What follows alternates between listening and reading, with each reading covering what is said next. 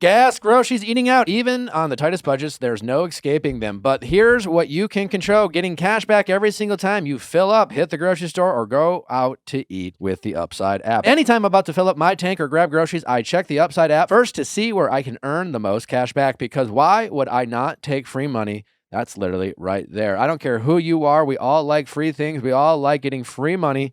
And we all love saving. And I love Upside for all those reasons. The free Upside app gets you cash back on gas, groceries, and dining. 3 things I do a lot of. Here's how it works. Open the app, claim an offer, pay with your credit card like normal, and get paid. That's it. Sounds too good to be true, but it's not. And yes, it's cash back. No points you'll never use. No credit cards that expire. Money you transfer straight to your bank account. That's not marketing speak. Independent studies confirm Upside users earn significantly more than traditional rewards program. Over 100,000 participating locations means once you start checking the app, you realize how often there's an offer right where you're already going. Upside has given back $1 billion to its users, a billion with a B. To find out how much you can earn, download the free Upside app and use promo code VIALL to get an extra 25 cents back on every gallon on your first tank of gas. That's an extra 25 cents back on every gallon on your first tank of gas using promo code VIALL.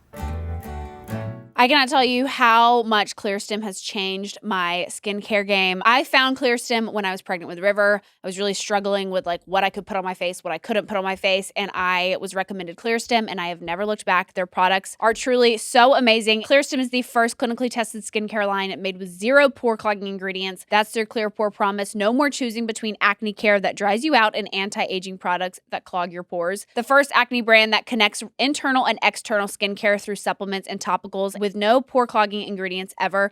Clearstem is one of those brands that regardless of like my skincare routine, I feel safe and like I can trust the brand with trying a new product that they launch because I know how much skincare thought goes into their products. They target breakouts from the inside out with a full routine, nutrition supplements, and clinically effective topicals. Excited to share Clearstem's newest launch, the Glass Effect Instantly Hydrating Face and Neck Mask. Meet your new favorite sheet mask that's not only supports your face, but your neck too. This mask creates a perfect canvas by smoothing the skin and fixing texture.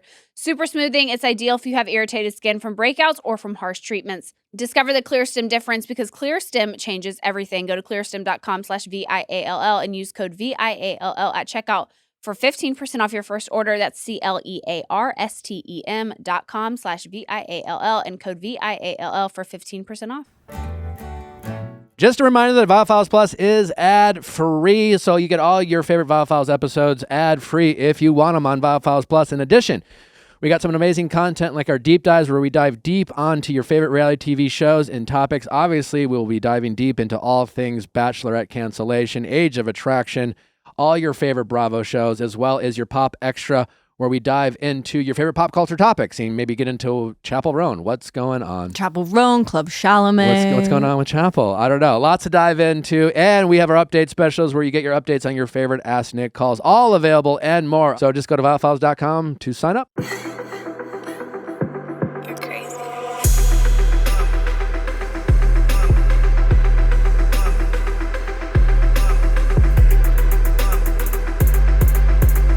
What's going on, everybody? Welcome back to another episode of the Viall Files Reality Recap Edition. I'm your host, Nick, joined by my wonderful wife, and the household is with us. It's also Mary's birthday. It's her 25th birthday. Thank you. She's very sad about it. The 25th is a tough one. You know, honestly, I feel pretty good about it. Okay. I feel 25. I feel maybe like, dare I say, a little bit of an adult. I don't know. All right. Congrats. We're cooking. Hell yeah. Yeah. Well, we're just going to dive right into it. Hard to say we have a great episode, but I'm really grateful for the people we have present here because we are obviously going to talk about the cancellation of the Bachelorette, the entire Taylor Frankie Paul incident. There's obviously a lot of nuance, and now that the dust has somewhat settled, I think this is a story that is truly just beginning, and there's going to be more and more information coming out. But now that we know that the show is canceled, there was no premiere over the weekend. Now we're getting to a lot of people having a lot of questions about how did this happen in the first place? Who are the key players? How did we get to this point? That is obviously very sad. It's very dark. And I'm very grateful to have both Emily D. Baker, former deputy district attorney for LA County. In LA County. In LA County. Former deputy district attorney in LA County. 4 makes me sound elected. I never wanted to be a boss Yeah. of anything. But she is someone we often bring on to help us tackle legal questions, of which this story and the situation has a lot of. We also have Emily Longeretta joining us from Variety, who is a very seasoned entertainment journalist who we've had on before, who has covered the Bachelor franchise for how many years now? How many years? I mean, over a decade for sure. So very grateful to have both these women here. We also have Susie Evans of Bachelor Nation as part of the household. And so our goal here today is to tackle a lot of these questions and have a nuanced conversation about how this all happened. Where do we go from here? What is the fallout?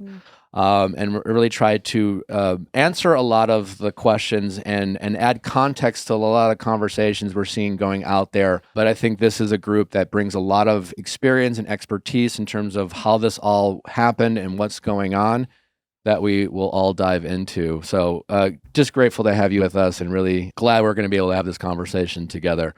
I want to start by just saying I hope that it's the obvious that this is a terrible situation for everyone involved. And I know, for all of us who have covered reality TV, there's been dark moments in reality TV with shows before. There's been scary situations for people. This is a whole different animal. Lives are being ruined right now. Families are being torn apart.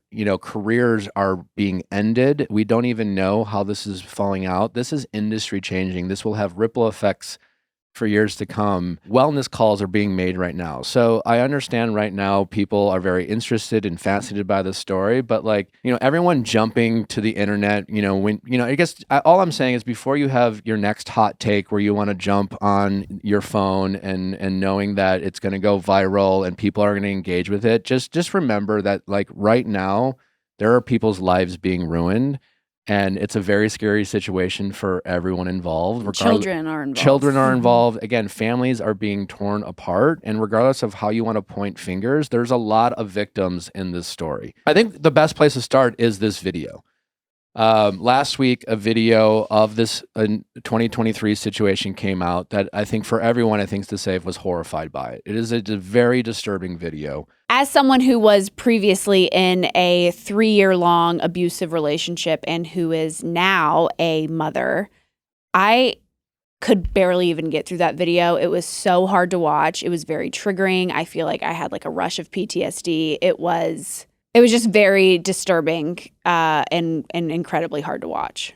I just have to say that. I have to get that off my chest. Yeah, and I think it's just, again, it's incredibly dark. And the biggest question I see right now on the internet is, how did Taylor Frankie Paul ever get casted as the Bachelorette? The big question is how did The Secret Lives of Mormon Wives ever get greenlit?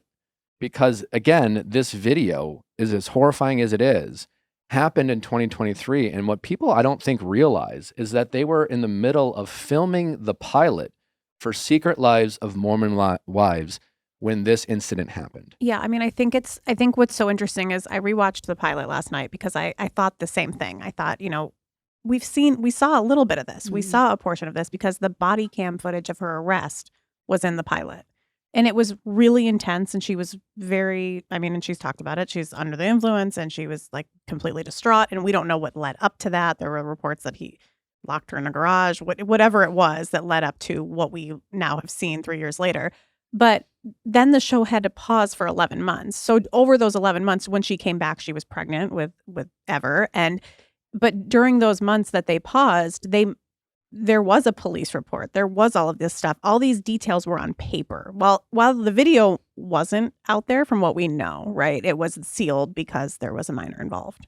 So, but there was all of the paperwork and the report. Yeah. So the producers saw that when they continued. And that's kind of my question. I'm curious from you, Emily, you probably have more insight than I even do. I think as fans of these shows, I think there's just a level of trust we put into the people greenlighting these shows that they are doing their due diligence. And the fact that this incident happened while they were filming the pilot, to me, says all the key players and the main decision makers, it wasn't like they found out an incident happened in the past that they should look into. It was happening in real time, which means they had access to Taylor.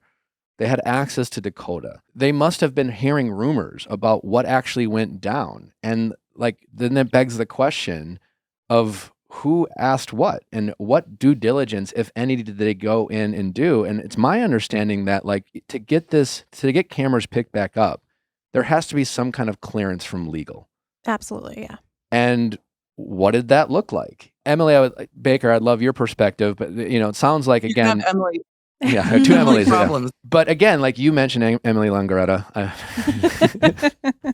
varieties, Emily, that there was a child involved, so it looks like these court cases were sealed. But we're now hearing rumors that Taylor's first husband had been trying to allegedly track down this video and get access to it because apparently he had heard about the seriousness of this situation and was unable apparently to get that. With his daughter in With it. his daughter involved. It was his daughter who was in this situation. Right. So that suggests that people knew something, right? We know that there's one person we know for sure knew this video existed, and that was Dakota. He filmed it. He filmed it. Yes, he owns the IP. So I am curious, Emily, can you just kind of walk us through just so people understand? Because I think right now one of the main questions is how did TMZ get this video? Did they buy it from someone? A lot of people are speculating, oh no, they didn't have to get it from Dakota. They could have got it from the court case.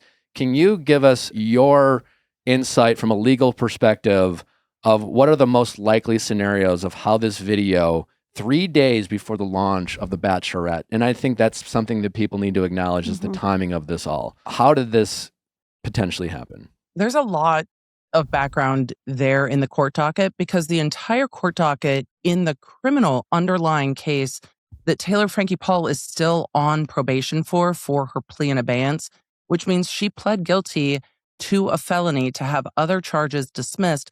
They hold the charge so it's not on her record yet until she successfully completes probation. It's like a diversion program, but that's not done until August of 2026. But when this was all filed back in February 2023, the information was not sealed. So the description in the information includes that the officer watched the video and describes what was seen in the video.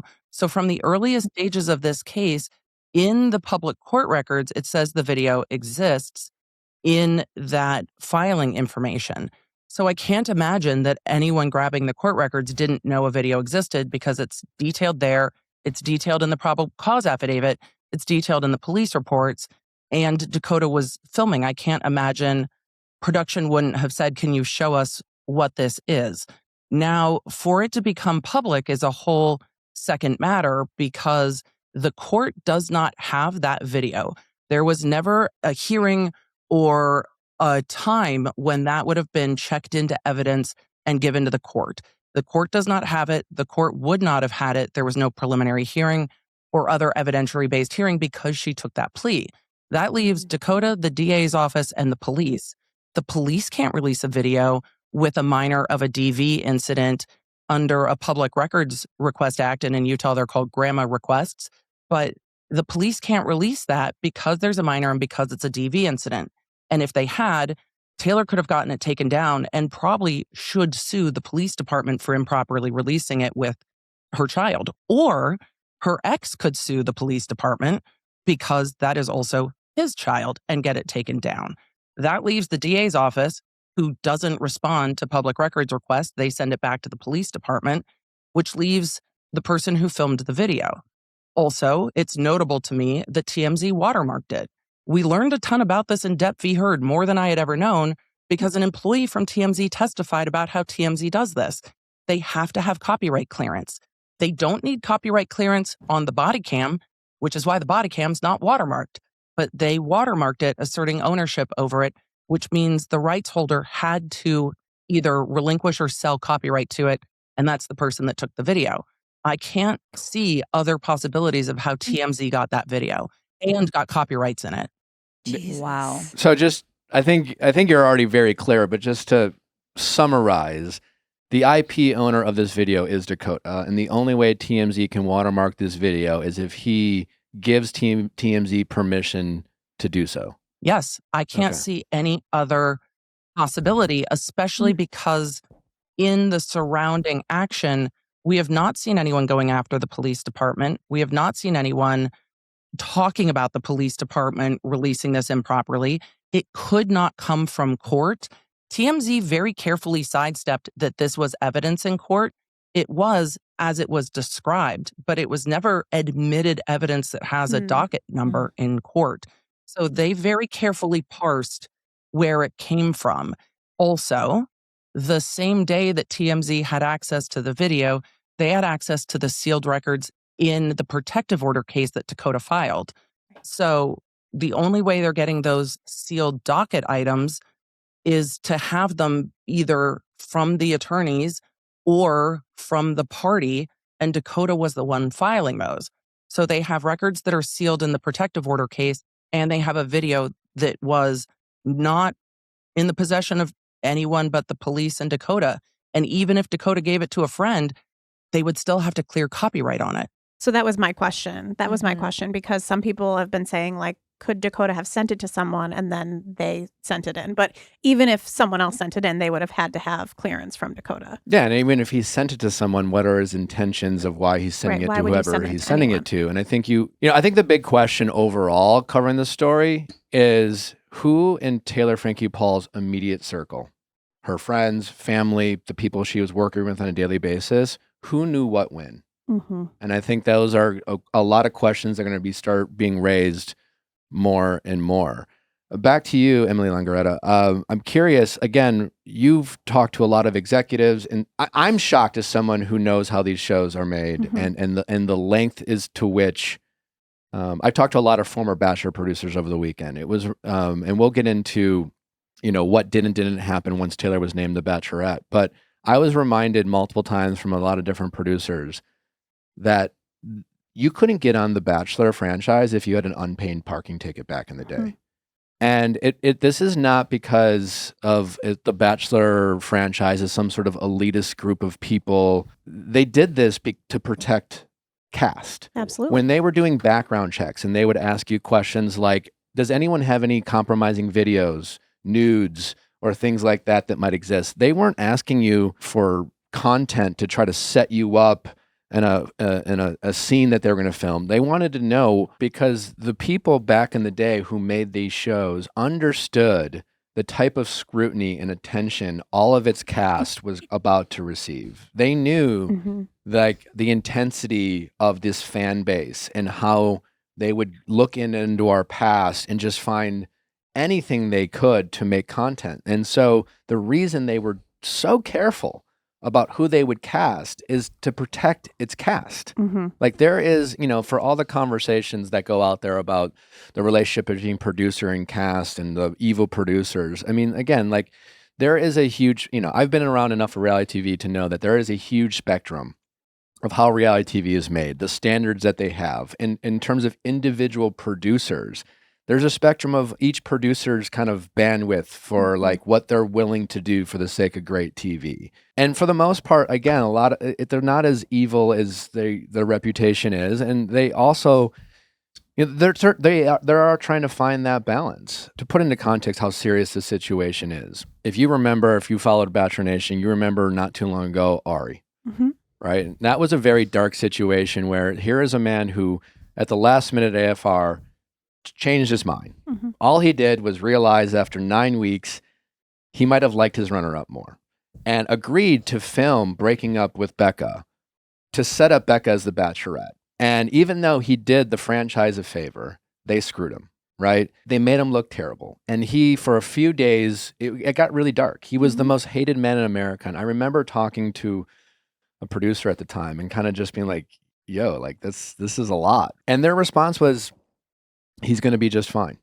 And the truth is, and you can debate the merits of that, but the truth is Ari is living his best life today. He's been on Traitors. He's done a bunch of TV. The reality is the thing he was getting heat for was in reality nothing. Right. People are allowed to change their mind, but in the TV Bachelor world, they made it into something huge. This is a situation where something illegal is happening. Some very dark and scary things are happening. We're talking about someone who clearly is struggling with their mental health. When we had the opportunity of having Taylor on the show, and she talked about this situation, and if you go back and you watch that interview, it's not like she told a different story. Right. She told essentially... She's been very honest about what happened. And she was on our couch, you felt her pain in the room. You felt her sadness and her regret, and that is in no way it's a disgusting video. It's a horrifying video. Mhm. This is a very serious thing. This is not some reality TV drama that we've all can have fun with because like it's gotten a little heavy, but at the end of the day, all the people involved are going to be just fine and living their best lives. Again, lives are being ruined right now. Emily Longeretta, do you have any like insight into like why Secret Lives was greenlit and why they chose to make the main storyline this very arrest, this domestic situation where children were involved?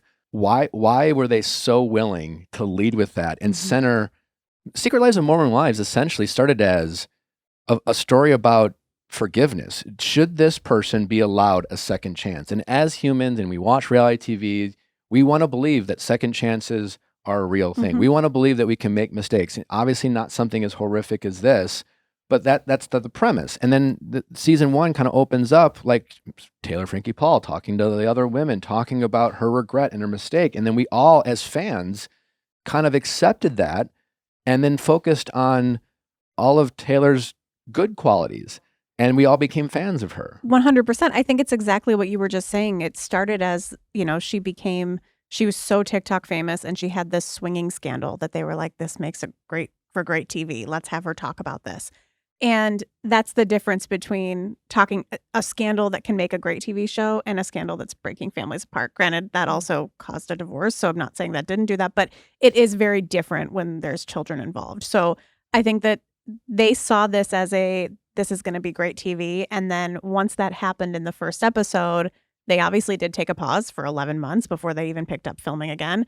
But they realized their priority at that time was ratings and they saw success in numbers. And ultimately, as you know, from any producer, their main job is to get people to watch TV. So it's walking that line of what is appropriate to use as a storyline and as a twist and as the most dramatic season ever, and what's ruining lives, and we can't give this a platform. I'm curious, Emily Baker, I imagine in your experience as a lawyer, you've covered cases where video evidence wasn't available and you got testimony and you had people's stories kind of like from as fans how we all received this information about the original domestic dispute. And I'm just curious from your perspective, Emily, I imagine you know what it's like when video doesn't exist and then it does, and even though you can hear the same story, how seeing that context and the energy in this video and the darkness can completely change people's perspective on what we're hearing or seeing.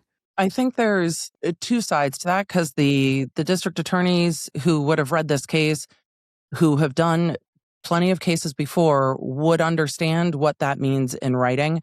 I think that the general public shouldn't be exposed to that as much as attorneys working in the criminal system are. And so it is a very different and much more visceral reaction to seeing it on video. But it's also why when you look at high-profile trials, if there are videos, if there are audio, if there are recorded phone calls, they try to play that for the jury to bring them into exactly what's happening. There's a reason they say a picture's worth 1,000 words, a video even more so, because it is much more visceral. Words on a page do not convey to everyone the same thing that a video is going to. And this video is incredibly visceral for people and triggering and difficult to watch. And the fact that it was in existence for 3 years and just became part of the public discussion around this case because there are now, it seems, incidents being investigated, the timing to me raises a lot of eyebrows, and how close it was raises eyebrows. But I also have a lot of eyebrows for ABC because I can't imagine, and please, I have way less experience in reality TV than I do in criminal law, but wouldn't production, if they're filming with Dakota, have asked to see this video? Because they knew it existed in all the documents. So wouldn't they have all known what was out there, even though the public hadn't seen it? I think that's what we're all shocked by. Again, like in my experience, I'm just shocked that this didn't happen. Again, I have too many experiences with and have heard too many stories of far less serious situations happening where chances were taken away from them. I mean, we all remember, do you remember Peter Krause? Of course. Right? If you don't remember, he was about to be named the Bachelor. Mm-hmm. GMA made an announcement. Tomorrow, we're announcing our next Bachelor. It was set up. They promoted it. And then all of a sudden, they were like, we're no longer naming our next Bachelor. And I don't know what happened, but my understanding, calls were made, information was discovered, and at the 11th hour before they were going to announce it, they didn't. Now, again, I don't know why. I know of another situation that not too long ago, someone was going to be named the next lead. And there were rumors started circulating about some stuff in this person's past. And I actually got a call. Have you heard anything about this situation? I said, I don't, but I know someone who knows someone who I think might be involved. And I connected the dots. A phone call was made, and that person was never made the lead. And again, it was like they double clicked on their due diligence to just to make sure before we move forward and make this person the lead of our show. And all these people who have again, like there's hundreds of people whose jobs are on the line. Mm-hmm. You know, it's an entire franchise. Hundreds of people are involved whose lives will forever be different. And there's such a responsibility that goes into making these shows and the ripple effects of who it affects, which is to why they historically do this due diligence. And the fact that like they just didn't. Or they did and they just ignored it. Yeah. The question is like, I agree with Emily on that. did they know the video existed? Did they see the video and ignore it? Did they just not want to know Yeah. about the video? They would had to have known it existed, because even the Women of Mormon Wives, I believe, had said in I think NBC News put out a report last week that was they did a call with right before the premiere of Bachelorette was set. Some of the cast spoke to ABC execs, and they raised concerns with the new case that is happening right now with Taylor and Dakota. I believe they said we've seen things on video, whether that's that video, whether it's a different video, whatever it is. But a source had told me last week that they were unaware a video existed and that they had never seen anything until the TMZ story came up. So whether or not, but it doesn't seem they were unaware. It just more seems that they hadn't seen it. And then like, again, back to, we know Dakota knew the video existed. And he's also someone who was a star of the show, who chose to keep quiet. You know, like, why wasn't this video, we've heard reports that, even Dakota tried to warn people. Okay, if that's true, did he show this video? Did he not show this video? Right. Why did he hang on to this video until this very time? And then it brings up a lot of other questions. Can I push back on that just a little bit? Because law enforcement did have the video. Dakota gave it to law enforcement. The prosecutors had it. It's in court records. So I don't know if he was just sitting on it in that way because the court process was going on. But the question I had about that, because they had the video, that was all in public record that ABC and Hulu would have had from the time that got filed in February 2023. But they didn't do a protective order when she was taking the plea in abeyance, which is normally done. It seems to me so they could continue to film together. Well, I guess what's that mean they didn't do a protective order? When there's a domestic violence plea in abeyance like that, there would be a stay-away order between the two parties and a pretty thorough protective order that would cover the time of the probation to keep the parties apart or to have limited contact to exchange children. There's a pretty structured protective order that would generally be in place if someone's on that kind of probation, because the sad reality is that if there has been an incident that came to the court's attention, there's a ton of concern that there will be further incidents, and they want to try to mitigate that with a protective order. In this case, there was no protective order done at that time. I wonder if that was to accommodate for future filming. And if that's the case, I can't imagine that lawyers would not have been very involved in those conversations about how these two can navigate continuing to film together, because her plea in abeyance says she can't be around places where alcohol is being served or consumed. She can't be around any drug use. There's a lot of rules there that she would have to navigate while being on camera. And he's the one that would have been able to opt out of a protective order, talking to the courts as the victim in that case. So my pushback is on people did have that video and they were working it out through the courts, but also it seems that there were some accommodations made for production And then where is production in that conversation Yeah. with what's going on in court? And are you two even going to be able to be within 100 yards of each other? I mean, that's really, and it seems that they were. really important context. It Yeah. makes it even more crazy. I think I was just more speaking to your acknowledgement that he owned the video and this video got released when it got released. Right. And regardless of what happened back in 2023, he made a decision Right. recently, and why he made this decision now versus at any other point. And again, you can condemn this video for what it is and find it as disturbing as everyone. Yeah. And you can be horrified by it, and you can ask the right question, which is, how did Secret Lives of Mormon Wives ever get greenlit? I think it's still okay to ask the question, given what we saw in this video and given what some people knew, how was she ever put in these situations going forward? They're basically documenting someone who clearly has some problems and needs some help and needs to be cared for, was not only like that clearly didn't happen, but was put in these situations and made a To, TV like, show centered around this her. to activate her, Exploit centered her. around this very toxic and problematic relationship. Mhm. And I mean, like, we're going to get into like what we saw in season 4, because to me, that is one of the, like, we haven't really been talking about season 4 of Secret Lives because it's honestly been incredibly hard to watch, because what I know about how they set up their lead and versus what I saw on season 4, if this situation doesn't happen, if this video isn't released and they moved forward with the airing of Bachelorette, they set her up to fail. It was always going to end with Taylor Frankie Paul hung out to dry because of how they introduced, like, the baseline of being the lead of The Bachelor is you have to be ready, bare minimum. They were so cautious back in the day that, like, it was never ideal to name the runner-up the lead. And sometimes they did it under like certain circumstances, but it was never ideal because, again, the optics of the lead not presenting as ready to find love. They couldn't go into after the final rose and have kind of their lead still be heartbroken over not ending up with the lead, and then they wouldn't present as available for love. And then you compare that to how the lead-in for Taylor Frankie Paul was season 10, where she's literally locking herself in the room and saying, I'm sick, I am not well, hooking up with her ex the night before. Like, again, when they would announce the lead, they would tell you to basically go hide. They would say, be careful who you're seen around, who you're taking pictures with.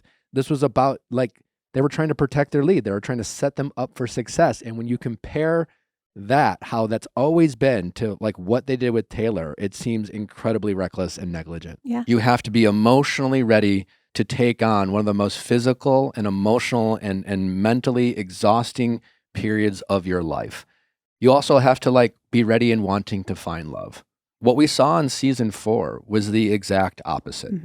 I think she said at one point, I'm not ready, but I want to be. Mm-hmm. I'm pretty sure those were words she uttered.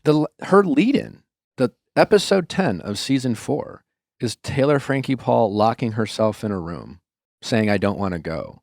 One of her co-stars saying, you're not well, Taylor. You know, Like when one of your friends has to break into your house. break in. Yeah. That's not like, and honestly, when it comes to these shows, again, it's a spectrum of like reality TV. What is real? What is a scene?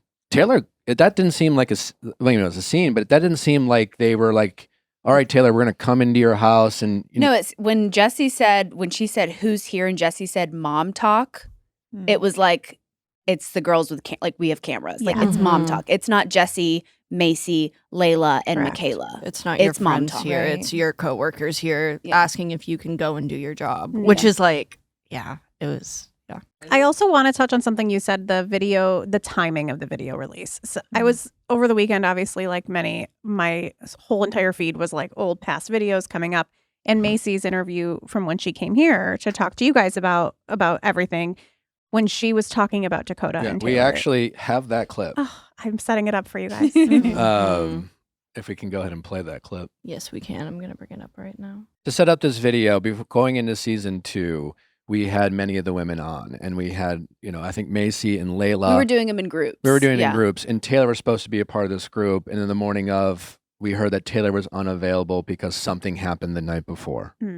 And so that was part of this conversation that we had with Macy. He sabotages things. I'm like, why do you think Taylor didn't show up today?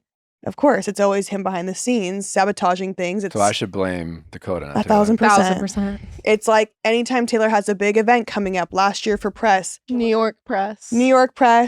the press in LA, she almost didn't show up because he purposely gets in fights with her, sabotages things. She's crying. She doesn't want to go do press.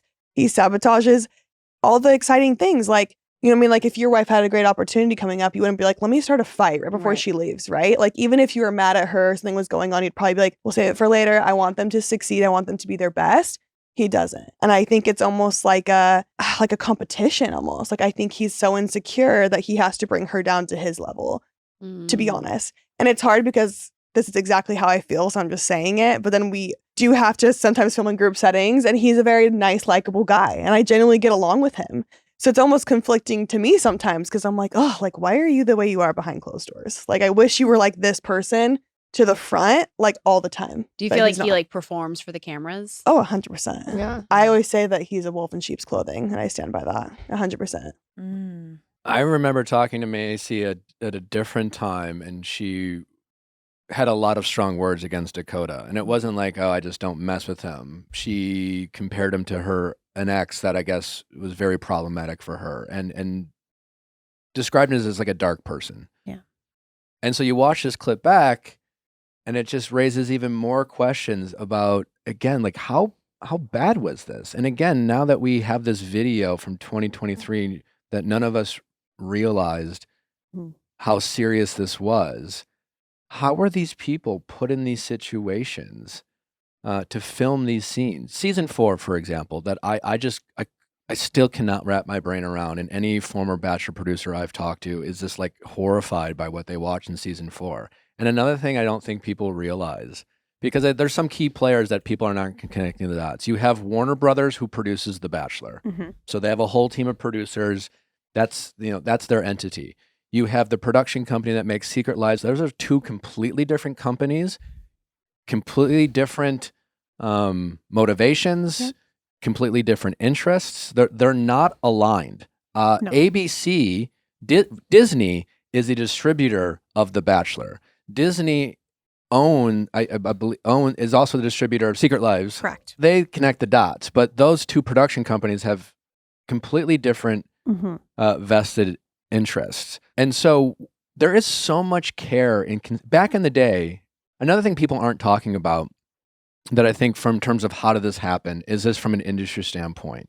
We heard like The Bachelor was on pause, right? So this is almost like a perfect storm of again, how this happens. On one end, you have Secret Lives, this hit show, one of the biggest shows on reality TV, Emmy award-winning show. The Bachelor franchise is on pause, but it's a legacy show, one of the most successful reality TV shows of all time, but kind of going in the opposite direction. They also were never nominated for an Emmy, which is a sensitive subject for all those people involved. And so you almost had Secret Lives, everything they did worked. Everything they were doing, and it didn't matter how toxic these scenes were, everything was working and they were being rewarded for it, right? And then on the Bachelor side of things, not too long ago, there was these reports about toxic work environments, but and there was they cleaned house. But even before that cleaning house, there was another cleaning house with some shifting in roles. And even the top executives at the Warner Brother level are now new. So essentially all the people running, certainly the biggest decision makers running the show, have really no history in how this show is made. They don't really understand the nuance and the care and consideration that has to go into setting up your lead for success. How different the audiences are between Secret Lives. I mean, there's certainly a lot of overlap, and they were certainly betting on that, but it's a different audience with different expectations. Well, I think they saw that difference in audience paid off for something like Dancing with the Stars, of course, also owned by Disney. When they saw the success of Secret Lives and said, oh, we can put two, not even just one, but two of our cast members, because we'll make it a storyline on Secret Lives, onto Dancing with the Stars and help revive that franchise that also is going, kind of plateauing. And it worked because Dancing with the Stars was one of the biggest seasons for multiple reasons, but that was part of the reason. So it had one of their biggest seasons. So they thought, well, we can just throw it at the Bachelorette too, and maybe that also will work the same way, not realizing that not only is the audience different, but the expectation of a lead on the Bachelor franchise is completely different than a star of Dancing with the Stars or a member of an ensemble cast. And again, it's important. You said we, the decision makers, Yes. we could do this. And I think it's important context to consider the we involved is none of the people on the Warner Brothers No. Bachelor side of things. No, it's the Disney It's the Disney. And the overseeing people success. historically, like the old guard, let's call it, Mhm. like the people who used to work on these shows for years, the people like Susie and I Yes. know, who really understood the nuances and were involved in all these like last minute decisions of not Mhm. making someone the lead when they thought they were going to make them the lead. Like they weren't involved in any of these decisions. And I haven't talked to anyone working on the show today, but my understanding of people who have talked to people, the Bachelor producers, maybe not at the highest level, but the people working on the show were as equally surprised and as horrified to see what they saw on season 4. Correct. Which is crazy to even think about. People Mhm. involved in making Taylor Frankie Paul's season of The Bachelorette had no idea what they were about to watch on season 4, knowing what her lead in, knowing that this was an entire season about a woman who was having mental health struggles, that was in this very toxic situation on season 4. Again, I think sometimes as fans, we suspend disbelief. We're watching these shows while we're doing other things. I watch it very differently. It's like I can see the matrix. I know when a scene's being made, right? I have the awareness of like that. Okay, there's cameras there. There's mics, right? So on season 4, And how long it takes. How long to it takes. get Right. I'm sure mic'd same up. for you, Susie. Yeah, but I have to say I'm weary to believe that like Bachelorette producers had no idea. Like, do we know that like that to me feels almost impossible because they are kind of under the same umbrella and she's leaving and they literally know, like producers from Secret Lives know she slept with Dakota the night before. Obviously, maybe we don't know, but I'm like, I find it hard to believe that producers didn't know something going into the Bachelorette. I agree with what you're saying, and that's what makes it so crazy, is that I honestly don't think they did because they're completely two different entities. Again, I think the people at Disney should have known, but talking to old producers, when they announced Taylor Frankie Paul as the Bachelorette, and again, like it probably should have never have happened. The show should have never existed from what we now know from this video. But okay, here we are. The show does exist. Taylor Frankie Paul's a star. The people at Disney, they want to, it's like a perfect storm of you have the show that can do no wrong. You have the show that's trying to find a second life. And they weren't in a position to tell anyone no, Right. so to speak. But my point is, once they named her the Bachelorette, the producers I knew working on The Bachelor would have insisted that at least one or many people, there would have been so many meetings about like, we need people on the ground of season 4. They would have insisted on being there to oversee the production of season 4, even though it's not their show. And even though they don't have a say in how Secret Lives is filmed or edited, they would have So insisted. they know what they're going They would have into. said, if we're going to do this, we have to be heavily involved. Because if you're going to do this, you have to make sure they set her up for success. I remember when I got announced to be the Bachelor on Paradise, right? I saw 2 different edits of the same episode. And it was honestly a subtle difference. And it wasn't even that big of a deal.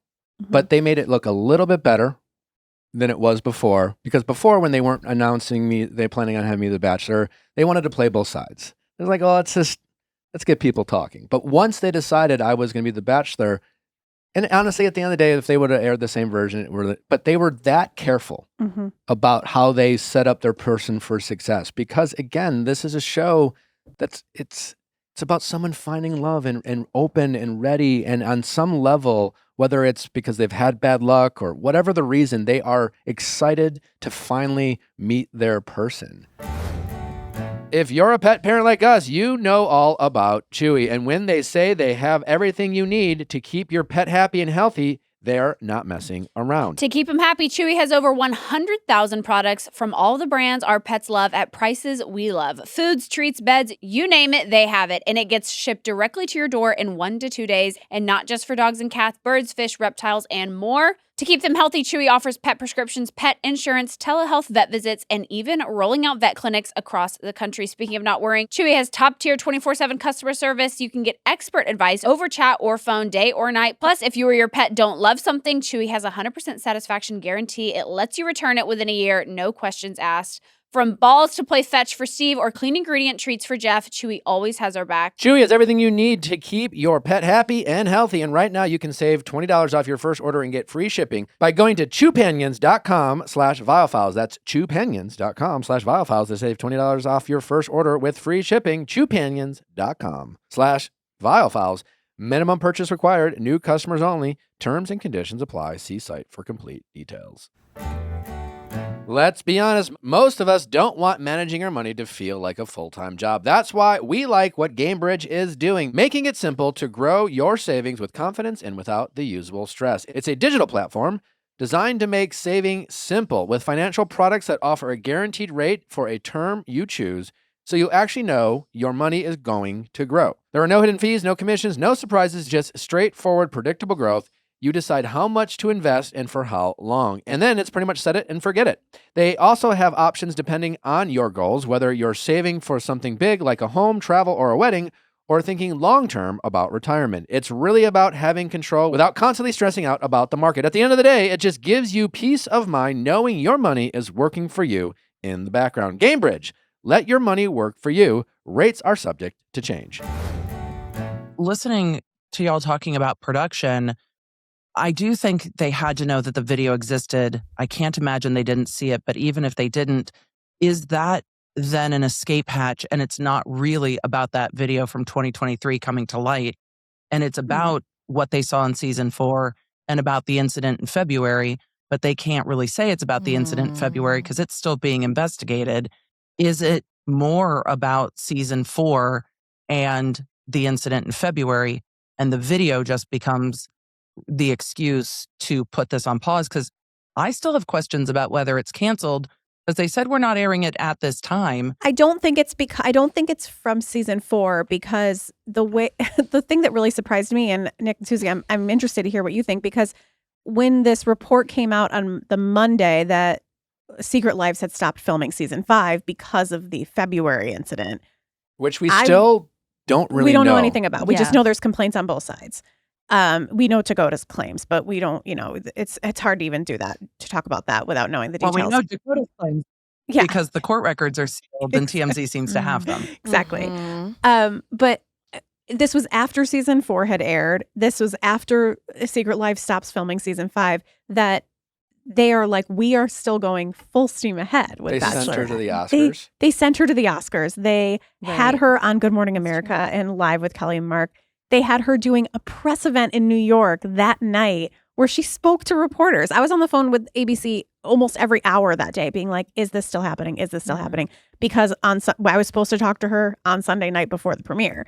And they were like, yes, she's still doing interviews. We are still airing.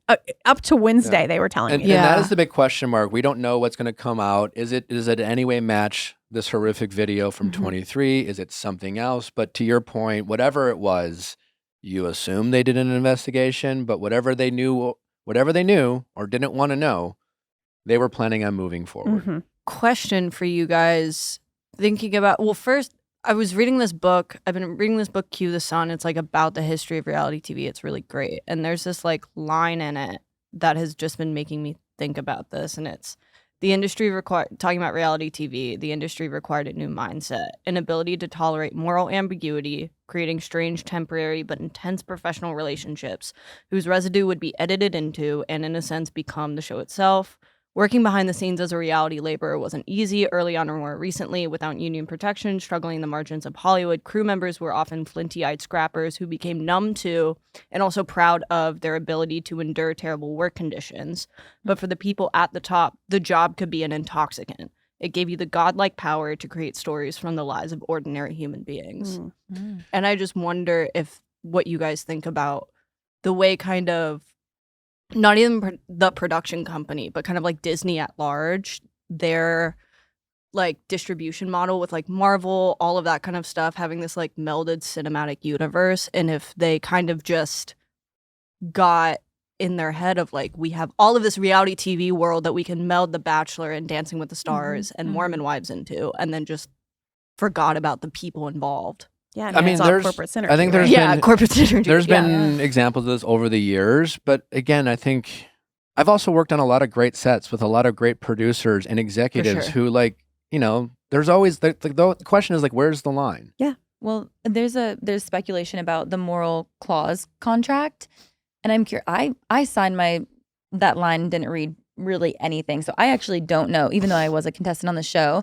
But I think a legal question might be, if there is a moral clause in the Bachelorette's contract, how does that hold up if the franchise actually knew about this, and two, if they didn't know about it and this was being hidden, or they had never seen the video, is Taylor liable? Well, or Dakota? I'm obviously Emily Baker. I want to know your perspective, but there were reports that Taylor Frankie Paul could be sued. Mhm. I don't see any world that happens. Again, I don't. You can't make the entire premise of the show, the plot line of season 1 of this actual incident, which you're acknowledging that you know about it, and then there is now video evidence of your treatment of this person and how you handled this incredibly sensitive case and these incredibly fragile people and the players involved. And then again, you have season 4, you have Taylor Frankie Paul on camera talking about how unwell she is. Mhm. And to me, if anyone has a case, it's Taylor Frankie Paul in terms of how she was treated once they started to greenlight these shows and move forward. Which, interesting enough, there's that very famous Leah McSweeney. Am I getting her name right in Bravo? Leah McSweeney.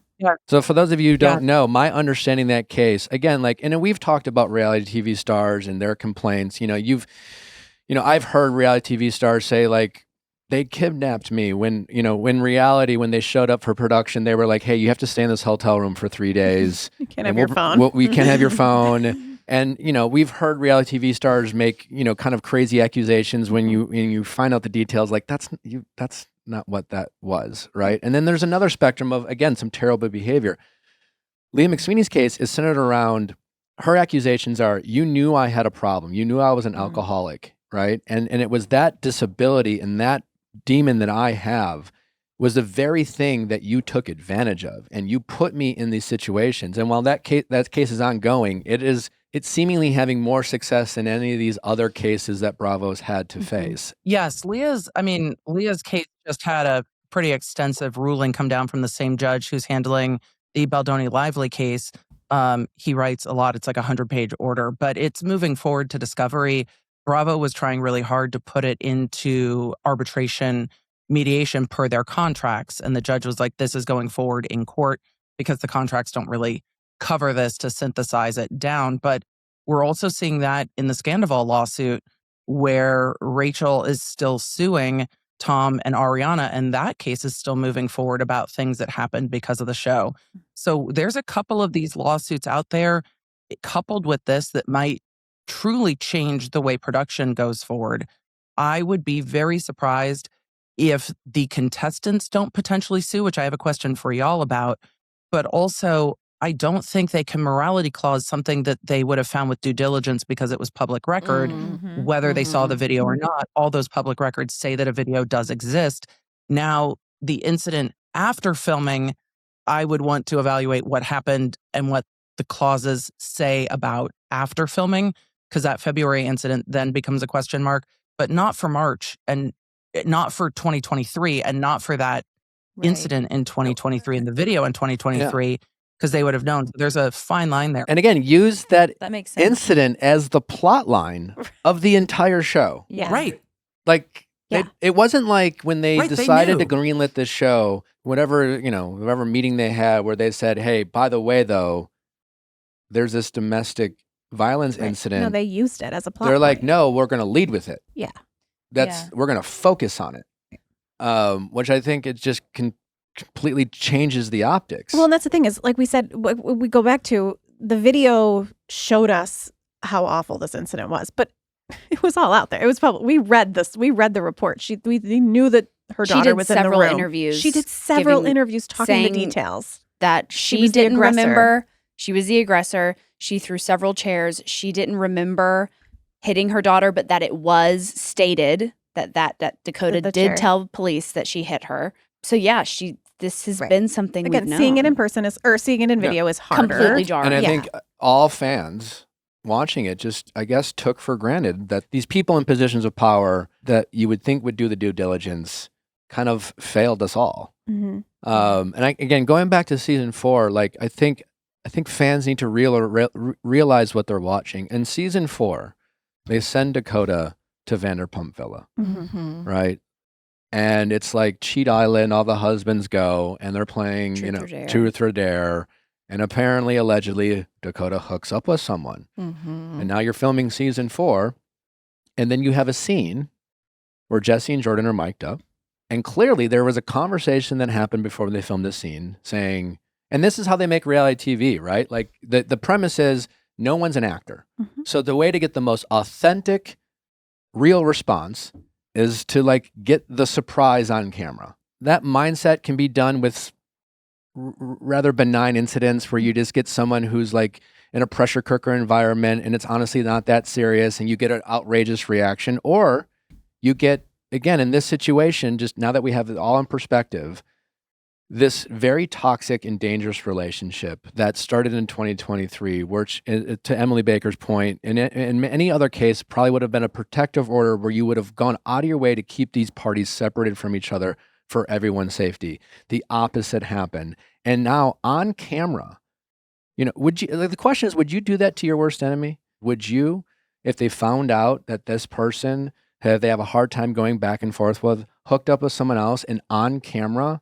surprise them with this news so you can capture their Breakdown. breakdown? Right. But that is the premise of a lot of reality TV. Mhm. I hate to say that, but that's the honest truth. I mean, just we didn't see know it every that. week. I on just didn't know Housewives that and was the things like premise when a DV incident. I was going to say that's this, the difference. Yeah. Is this very toxic, dangerous, as Yeah. the word you use? It's so accurate that there was already police reports involved. You Mm. know that these people are not in a good state of mind. And as an audience, we were sold that even though this incident where we didn't see the video, that we assumed there was an investigation, and we assumed that as bad as it was and the story that we heard, that they did their due diligence and that it was okay for these people to be in the same room and to be on camera together. And seasons 1 through 3, yeah, there was some drama between the two, but essentially, like, Taylor was the star and looked great. And then all of a sudden season 4 comes out and it's just like a 180. Mhm. And she's clearly not over him. Yep. She's clearly has some mental health struggles. We now go back and like there's like Taylor's posting about her mental health. Mhm. She's out there wanting to talk about her mental health. She's like, I want to talk about my and we all were just like liking the video and you go back and it's just like, again, you can condemn the video. It's Mhm. horrific. Like we were talking about earlier, people Yeah. shouldn't have to say no to opportunities, but at the same time, they shouldn't be given one that is not healthy. As for one their former life. Bachelor producer told me, like, there were no adults in the room. Mm. And I just want to give credit to the women involved because this all started again with whatever happened in February with these women allegedly coming forward and saying enough's enough. Something as bad is happening Yeah. here. And they're all adults, but often producers refer to their cast as kids. Mhm. There's a huge power dynamic between producer and cast member. And there is an expectation and there's a level of trust. And even in when you're in most sets, again, like a lot of time there are conversations and acknowledgement of making TV. There's those like, all right, you do this for me, I'll do this for you. You might get some heat for this, but it's all going to be good when the dust settles. And there is a relationship and there's a level of trust.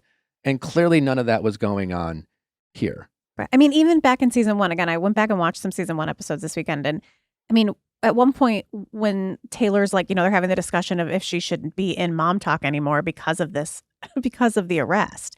And Whitney says like, we're not going to get brand deals when we have someone that's like throwing chairs at people.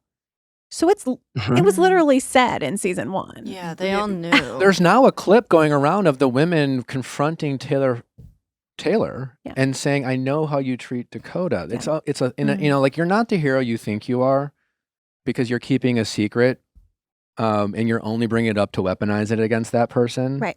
And then it begs the question again, like, why aren't you coming forward? And you can't claim it's for the kids. Nothing about this situation is for the kids. No. I have a question.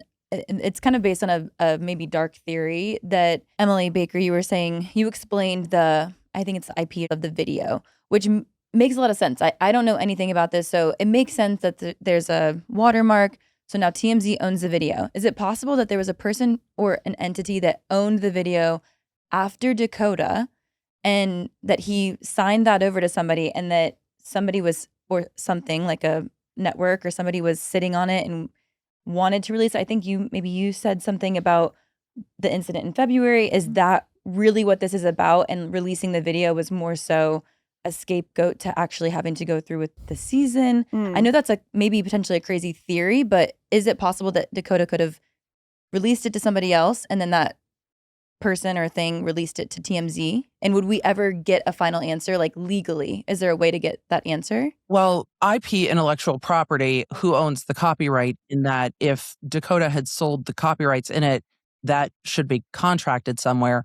He has not come out, to my knowledge, and said, I did not release this in a very strong way. I saw some vague statements from his people that said he wouldn't do something to hurt Taylor in that way, but I don't think I saw him say, and I might be mistaken, that he didn't release it. But could he have sold the copyrights in that? I saw something where his team suggested and pointed out that this video existed since 2023 and that the authorities had it, suggesting that that's where it came from. And I think that's absolutely not where it came right, from. which would be incorrect based on what you've explained. But could he have sold the copyrights to an intermediary? Yes, but I would expect him to have put that out there and distanced it, especially since it came out on their child's birthday. Wouldn't one expect it to come out that I did not release this on this day, I did not have control of this, but then it raises the other question of this is still evidence in a case that is still ongoing because she's still on probation. So why would you sell the copyright in it? Because then it can surface at any time. And that seems potentially an issue. But yes, it's theoretically possible that he could have sold the copyright in that elsewhere, but he was the copyright holder. So he would have had to affirmatively do that at some point. So he would for know it to be owned by TMZ. Right. Okay, so he would basically know if it was sold to obviously he would know if it was sold to somebody or something. Right. And if he didn't want it on him, he'd be like, wait, guys, I sold this to Right. Yeah. like and his someone team would have else jumped wasn't- at the opportunity to say, like, it wasn't it him. wasn't us. Right. Yeah. He doesn't Mhm. own the Right. whatever anymore. Yeah. I just And found I mean, that- this happens on YouTube all the time, and it happens with other companies that if they own the intellectual property or the copyright in something, they can give those copyrights over to another company to take those things down off the internet if they get out there. There are companies that do that and actively protect copyrights and go around and take it down. We see it a lot with music, but Yeah. it's theoretically possible to say, I never want this to see the light of the day. Here's a company that's going to actively rip things down off the internet in case it ever leaks. But we've seen no information about that. And I don't know if we would, because how can that get out there if he's not sending that video around? Because it's never coming out by the police. It's never coming out by the district attorney's court doesn't have it. Right. So it's not like a dash cam. Emily Baker, I have a question. I don't know if this makes any sense, but Disney as a company is so focused on keeping things tight on lock. They have so much power as far as like what they can keep out of like media narratives. And so would it be correct to assume that if they really wanted to scrub a lot of this stuff about Taylor, they could, or no? Disney couldn't scrub this video if TMZ owns the copyright in it. So there's nothing Disney can do with that if TMZ owns the video. Yeah, that's and fair also enough. everything that we know is from the she- show. Well, it's from the She show, said or it. she's talked about, or she's Right. been open about, and we've accepted her, or you haven't accepted her, but Yeah. she's been honest about Mhm. everything that we have known about her thus far. There was also an NBC article. Yeah. Where on this call that the women of Secret Lives And this had. was before Bachelorette was pulled. This is before Bachelorette was pulled, that there was this alleged Zoom call with the women who wanted to pause filming and some executives with Disney. And that video strongly suggests that the executives didn't want to know. Yeah, they said, I don't know a lot, nor do I want to know too much. I mean, that's just shocking to hear, but it just speaks to, again, like if they really wanted to know about this video, or if they saw it or didn't see it, or did, at least understood the severity of it, it just seems like they just did the bare minimum just so they could get this show greenlit. Well, I think it's also going back to what you said at the beginning, that it's not the team that it used to be, because ultimately she was on probation when she got cast. At the end of the day, she was on probation and had a felony on her record. She wouldn't, back in the day, you would never even have gotten looked at twice if you're on probation. Not at all. And again, like, it does, obviously the franchise, Bachelor franchise, again, like many of us were excited and supported Taylor and Frankie Paul being the Bachelorette, with the idea that like the franchise needed needed something new and needed a refresh. They needed to be, they needed to catch up with the times. But again, what I am just so shocked as someone who's familiar with Bachelor world, this is a story to me about, like, from the very beginning, whether it's just of negligence and sloppiness and just a lack of consideration for the cast involved from the very beginning.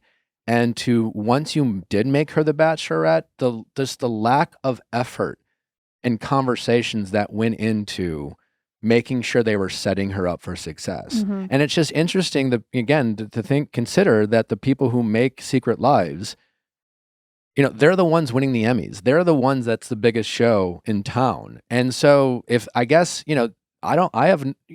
know the players involved, but I don't know how familiar they are with, I don't know if they watched The Bachelor, or they were fans, or they followed it, or they cared about it, or they knew its audience. I guess if you work in reality TV, you're aware of it. But again, franchise. like, I just know, like I said before, I don't know what happened and didn't happen, or what conversations, once they named Taylor Frankie Paul the Bachelorette. I just know the people who used to be in charge, and I know exactly what they would have done. Many of them would have fought to have her named the Bachelorette. That I understand now from talking to them. But if that wasn't their decision, if they got vetoed at a higher level, they certainly would have said, fine, but these are the things that must be done for us to move forward. And that obviously did not happen. It also begs the question, like, she is an adult. She is the mother to 3 children. The second that her hitting her child with that stool, that should have absolutely sent her into a rehab facility to get better. That should have been the wake-up call that anyone has ever needed. I don't think her environment or her support system allowed her the space to get help. I don't think anyone was they're filming these seasons back to back. We have heard her on camera, mic'd up, saying, like, I'm not okay. I'm not well. I need help. I don't want to do this. And it just became storyline. And all of it became storyline. No one was like, maybe we should take her serious. Maybe we should pause, give her 6 months in a rehab. Maybe she'll come back better. And then another thing to consider is that Secret Lives was filming at an unprecedented pace. Like, we're already on season 4. They're filming season 5. And so Taylor literally went in from filming season 4, being put in these positions. Like the day before, because they filmed the day before. Yeah. And then went into filming The Bachelorette, which, again, from personal experience, is just, one of the most difficult times of my life, of everything that's demanded of you. It's exhausting. It's every day, 18 hours a day. You are responsible for all these other people's emotions and feelings. You have the pressure, the literal pressure of having to get engaged, or the audience will think you're ungrateful. That is, and then she got done filming the show. We assume that she's in some kind of relationship. And it's my understanding they immediately picked up the cameras and started filming season 5 of Secret Lives and of put Mormon her Wives. back with her toxic ex, who she has had domestic violence. And to say it kindly is reckless. And I think it's honestly far more nefarious that it is. I think it's. Do you think Secret Lives continues after this? I think that's a big question. A lot of people are having conversations about, is this the end of Bachelor? Yeah. Well, I want to ask you that also. Probably. But I think the real question is, Bachelor it may be a legacy show, but it was already on pause. Right. Secret Lives of Mormon Wives is one of the number one reality TV out there. Yeah. I don't see how Taylor can come back especially as we are understanding the context of the environment she was made to put in. Mm-hmm. She can't come back. Could it continue without her? I don't think it can. Honestly, don't think it can continue without her. There's already division in the group, and then how do you even air season 5? Whatever they have filmed, how do you air that with Taylor still in it? And again, now we have a lot more eyes on just how dark this situation is, and now a lot more people are going to be questioning: is this okay? Well, there has been cases in reality TV before. There was a season of The Challenge when one of the people in it got canceled for saying some controversial things. And the season had already filmed, and they literally edited her out of the whole season. Yeah, but that's not Is this. that something they can do?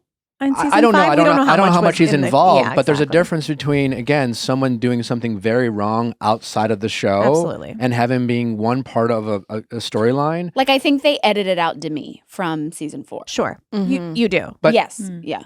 I think Interesting. parts of it, but she's still in. She's still in it, You know, right? they couldn't do it all. And again, you got to understand that this is like the show itself is centered around this DV situation. Yeah, and I mean, Taylor is the star. She makes the most amount of money. She is the top person on the call sheet. Which wasn't that in the NBC News? Wasn't that they tried to like? They argued against that, yeah, That she because they didn't were make like, more. Well, apparently there are rumors or there's speculation of bringing like Miranda or Layla. No, that's I think those are complete rumors. There's I silly complete fan rumors. theories. Well, first of all, the season's aired. That's people talking as if like this is filmed live. I know, Yeah. and a lot of people, like I think a lot of people who if you're not in the business or you've not have a connection with the industry, it's like it's hard to realize that the amount of time and effort that they would have to shoot a whole new season. Like It's a whole new so much time. season. Yeah, The other rumor is that there's Taylor's season will air on Hulu instead of ABC. I think that's the question: is like, will they just dump it all on Hulu? Which, in my mind, That's how Mormon think Wives that's is. possible. that's how Mormon Wives. But also, that's going to get more views than it would be on ABC, anyways. I was going to sidestep some of the scandal putting it on Hulu where they've aired all the other seasons of Mormon Wives, but then also if there's contractual issues for the male contestants not having the season air, what does that look like? And does that mitigate some of the potential damage with the contestants who, and I don't know what the structure looks like for Bachelor, but took the time out to film. I don't know what that looks like for them if it doesn't air. And I really don't know. And I'm sorry, I feel very Bachelor Nation ignorant, but they don't know who the Bachelorette is when they show up, right? So they did can't know this time. They know this time, but they got a heads sometimes up. they do, sometimes they don't. Yeah. Yeah, because Okay. they all want it. Made it like we want it. We're here for Taylor, so Yeah. they also were able to do the background check first too. We'll just say that because some of them are very eager to get out on social media and, as you said in the beginning, share their hot takes, which is fair. But you also knew who you were going on for. We have to say that. But back to your discussion about secret lives, and does that have a life outside of this? Another interesting, and I'm curious your perspective, Emily. Disney has a new CEO. Mm-hmm. I think like last week was their 1st week on the job. No. Yes. Tough week. Which means that there's no goodwill for any of the high level people at Disney. Yeah. Like if you're a new CEO, you have every incentive at this point to clean house. Well, because unfortunately, that's how the business works here, right? When someone new takes over, a lot of the time there are layoffs right away because they're trying to, lower the costs. So now it's like, well, who do we cut? Well, but then not back that to they your deserve that, but but let's assume, okay, for setting that aside, you look at Secret Lives. Yeah. All right. Well, okay, let's say they decide to put Bachelorette on Hulu because somehow that gives them something. some freedom as a streamer that they don't have to worry about like corporate sponsors or something like that. Well, again, are they cutting Taylor from it? If they cut Taylor from it, I think anyone who knows about this industry, all I've heard is that like Taylor Frankie, if anyone has a case about how, it's Taylor. So it is in Disney's best interest to keep that relationship good. So are you firing her and then moving on without her? It's almost like just end the show and start a new show. Yeah, Which, because I mean, we have all assumed or they keep her on while fans are all like, how is that going to Again, play? it's the question of what's worth it for ratings. Because will it get ratings? Yes. If The Bachelorette aired tomorrow, every single one of us would be watching. We can all say that. So it is this conversation of what is worth it for ratings and what is protecting someone's mental health and honestly their safety and their children. So I don't know what the answer is. I don't know if this means that The Bachelorette should air or that Mormon Wives should air. I guess that's above my pay grade. But I do have a question about contestants. What do they legally, do they have a case? Emily, is that something that I know there's been some rumors about that.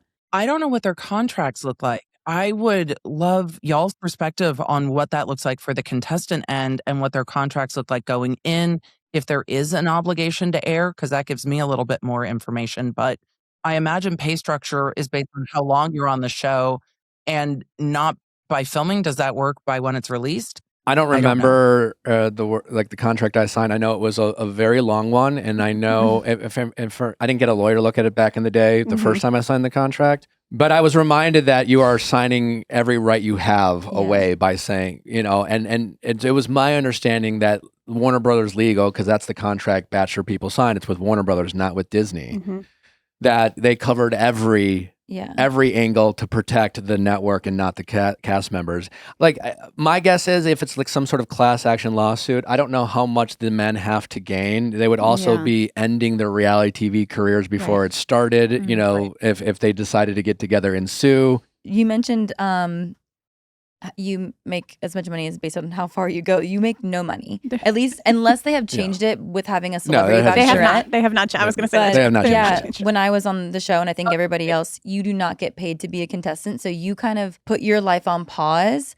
And I knew a lot of girls that quit their jobs to go on this show for the opportunity, for the, everything that comes with it, potentially, or just falling in love, or just having fun, or whatever that looks like. But you do not make a penny. And a lot of people go into debt to provide wardrobe and all these things for the show.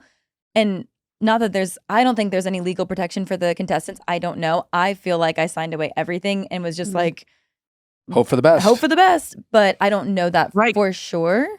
Oh, I was told before going, you are not guaranteed a spot until you are walking out of the limo. You could be an alternate. Like, you could stay this whole quarantine in the hotel and you still might not be on the show. And I was like, I was assuming that was my role because they warned me. And that happens almost every season. Yeah. Where someone flies out, does all the things, and then there's a knock on their hotel room and letting them with a plane ticket. Emily Baker, you mentioned earlier the timing of this video being released and it being released on their son's birthday. What does that tell you? It's just a very odd timing that I would think that if this was unknown that it was coming out, you would have seen very large statements of denial that we didn't see. So that's what I was looking for, very big statements of denial. And I saw very big statements from Taylor's camp. I did not see statements that were quite as loud in denial from Dakota's camp. They were sidestepping. And then TMZ's statements were also sidestepping. And I don't know. I mean, the child's birthday lining up with the release of The Bachelorette, but it's also, my lawyer mind is quite cynical. There is a custody case going on between Dakota and Taylor, and that has been ongoing. That has now changed because of his protective order. Was he granted temporary? Yes, because of the new protective order filing that was filed the same day that the video came out. The protective order filing that came out the same day that the video came out had the sealed documents that TMZ has about the February 2026 incident and the details of those. And then it kind of all lumps together. So those things all happened on the same day. What do you think? What do you make of Dakota filing for that protective order when he did after the video is released, compared to why? Like when it happened? Like 3 years ago. 3 years ago? Well, or she didn't even, have the baby yet, but. Oh, yeah, but or any time before or in February. Well, they also were in an on and off relationship. Like, we can't remember that they were also together for some of that. Yeah. Well, it's just but just when you think about the timeline of these events, again, we were first made aware that something happened in February between these two. A lot of we know less than what we know. Then the women come forward, say, this isn't okay. We need to put this on pause. The executives are essentially forced to honor that request. And then all of a sudden, the beginning of last week, then this more and more information comes out, from very intimate information from Dakota's side, his call log, other rumors from their relationship that seem very tied to, and it just feels like, and when you consider that clip that we aired from Macy, it just kind of felt like that last week Monday was the beginning of getting a story out there, and then all of a sudden, but oh no, they're still moving forward. Then more information came out. No, they're still moving forward. Then more information came out. No, they're still moving forward. And then it's all right. Then they dropped the thing that would, despite the kids being involved, despite, how this was going to affect, these children going forward in these families, it just seemed like there was determination to ruin her. When did filming of season 5 stop? Do we know roughly when that happened? So no, it was announced on Monday. It was announced on Monday, but the incident between them happened at the end of February. So I think they said that 24th, 25th. And I think within 2 days after the incident, the women were like, we don't want to film these conversations. It's just not appropriate. Yeah. And they were, I think, in the middle of season 5. But that all happened in succession. He couldn't file the protective order while they're filming if he's still filming with her, because that's where his money's tied in. We don't know. So, remember at the end of season 3, I think it was, he had refused to film. So there may have been a point where he stopped filming. We don't know that. And that's also a question for production, Nick, because production's looking at a very volatile situation. Mm-hmm. And if either of them, Taylor or Dakota, is trying to opt out, production continuing to force them into the same space, yes, might be good for the show, but you are pushing on a powder keg of a volatile situation that she truly stands quite a lot to lose, because she's on probation. And if she does not complete that probation successfully, there will be a felony aggravated assault on her record. And so there's a lot of questions for me around whether, clearly he filmed season 4. I don't know if he was filming season 5, but where that protective order gets filed, I wonder if it coincides with the end of filming, or if it coincides with the release of the video and him being concerned about retaliation or about custody, because custody is also part of that protective order, because there's still an investigation and a criminal case hasn't been filed yet. It's not uncommon to see a protective order get filed potentially before a criminal case gets filed. But there's a lot of legal wrapped up in all of this. So the timing of filming, I'm wondering if that plays into the protective order or a concern about retaliation for the video. I will also say when filming stopped, I spoke to 2 separate executives that had said to me that it wasn't that serious. That they thought that filming would be back up within a week. They did not think it was something like this case, that first case was. So they don't know, because we don't know if that's true. But they did not seem worried, I will say. Taylor's obviously has put out, I think, one statement, right, since all of this has happened. Yes. She was saying that obviously this is, she has been enduring abuse at the hands of Dakota for a really long time. Emily, would she need video proof to have any legitimacy towards that? Or is her, what she's been through and what she has to say enough? It really depends on the context, because I think watching the seasons of the show, and I have not finished season 4, I don't think there's a question that the interactions between the two of them are incredibly toxic. And though the incident in 2023, she took responsibility for, I still have questions from the 911 call that's talking about the garage door opening and closing. You hear her talking about it in the body cam footage. There are more to the incidents than what we're seeing. I don't know what production saw and cut and did not air that's going on between the two of them. But we also see in filming, and we don't know how much is cut, y'all know better than I do, that there's times when she seems to go from 0 to 60 and being angry about things that she's learning, things that she's seeing, and the cast acknowledges that. So does she need video? She might have it, depending on what production has caught. And I think a lot of people have seen her experiences. But I think, to Nick's point, the question remains, where are the boundaries of production when somebody is in a cycle that is continuing to get more and more volatile and cameras are constantly up? She's not going to take a break. Realistically, what does her choosing to walk away from The Bachelorette cost her? What's the opportunity cost of that? And is that a decision someone can make that's already under that much duress? And could she have been threatened with quitting the show if her contract suggested that she had to fulfill her obligations? Right. you know, I mean, they're- it almost seemed in season 4 that she did not want to be the Bachelorette. She almost seemed like she was not being, almost. She did not want literally to. said she didn't want to. but it- There's so many scenes of her looking Yeah. really bad. Not not well. Yeah. You had her co-star saying, "You're not well." What's the opportunity cost of that, though? Yeah. What's the cost of being the Bachelorette for her, but also for her castmates? Does her being the Bachelorette buoy her castmates in what their opportunities might look like? And is there an incentive there too to say, you've got to be the Bachelorette because it benefits downstream? 100%. I mean, you got her mom, her family, Oh, yeah. you know, like that pressure of you need to do this. I mean, yeah, that's a great question, Emily. It raises a lot of questions. And again, who knew what when for all the people who were in her orbit? And again, I do, as far as the women on this show, you know, the fact that they did come forward, I think they do deserve a lot of credit for they had as much to lose as anyone, and they still had the guts to say enough is enough. This isn't okay.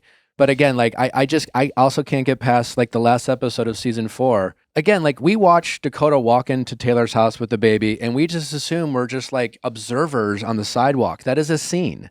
So how did they know Dakota was going to go there? He has a smirk on his face after they clearly hooked up that night as he's leaving. So like, Did they stay there all night? Did he call them that morning and be like, "Hey, I'm about to walk out. Do you want to pick up cameras?" is productions having conversations with Dakota saying like, "Hey man, this is your last chance," and egging him on and things like that. Also, how much footage exists that we didn't get to see that's on the cutting room floor, that if there is legal action taken, there's so much more evidence about how all these things went down. Right. To me, season 4 of Secret Lives is like a documentation of her treatment and their lack of consideration for her well-being. And anyone tied to these two shows, even though there's a lot of opportunity for a lot of people to say, well, that wasn't my lane, so to speak.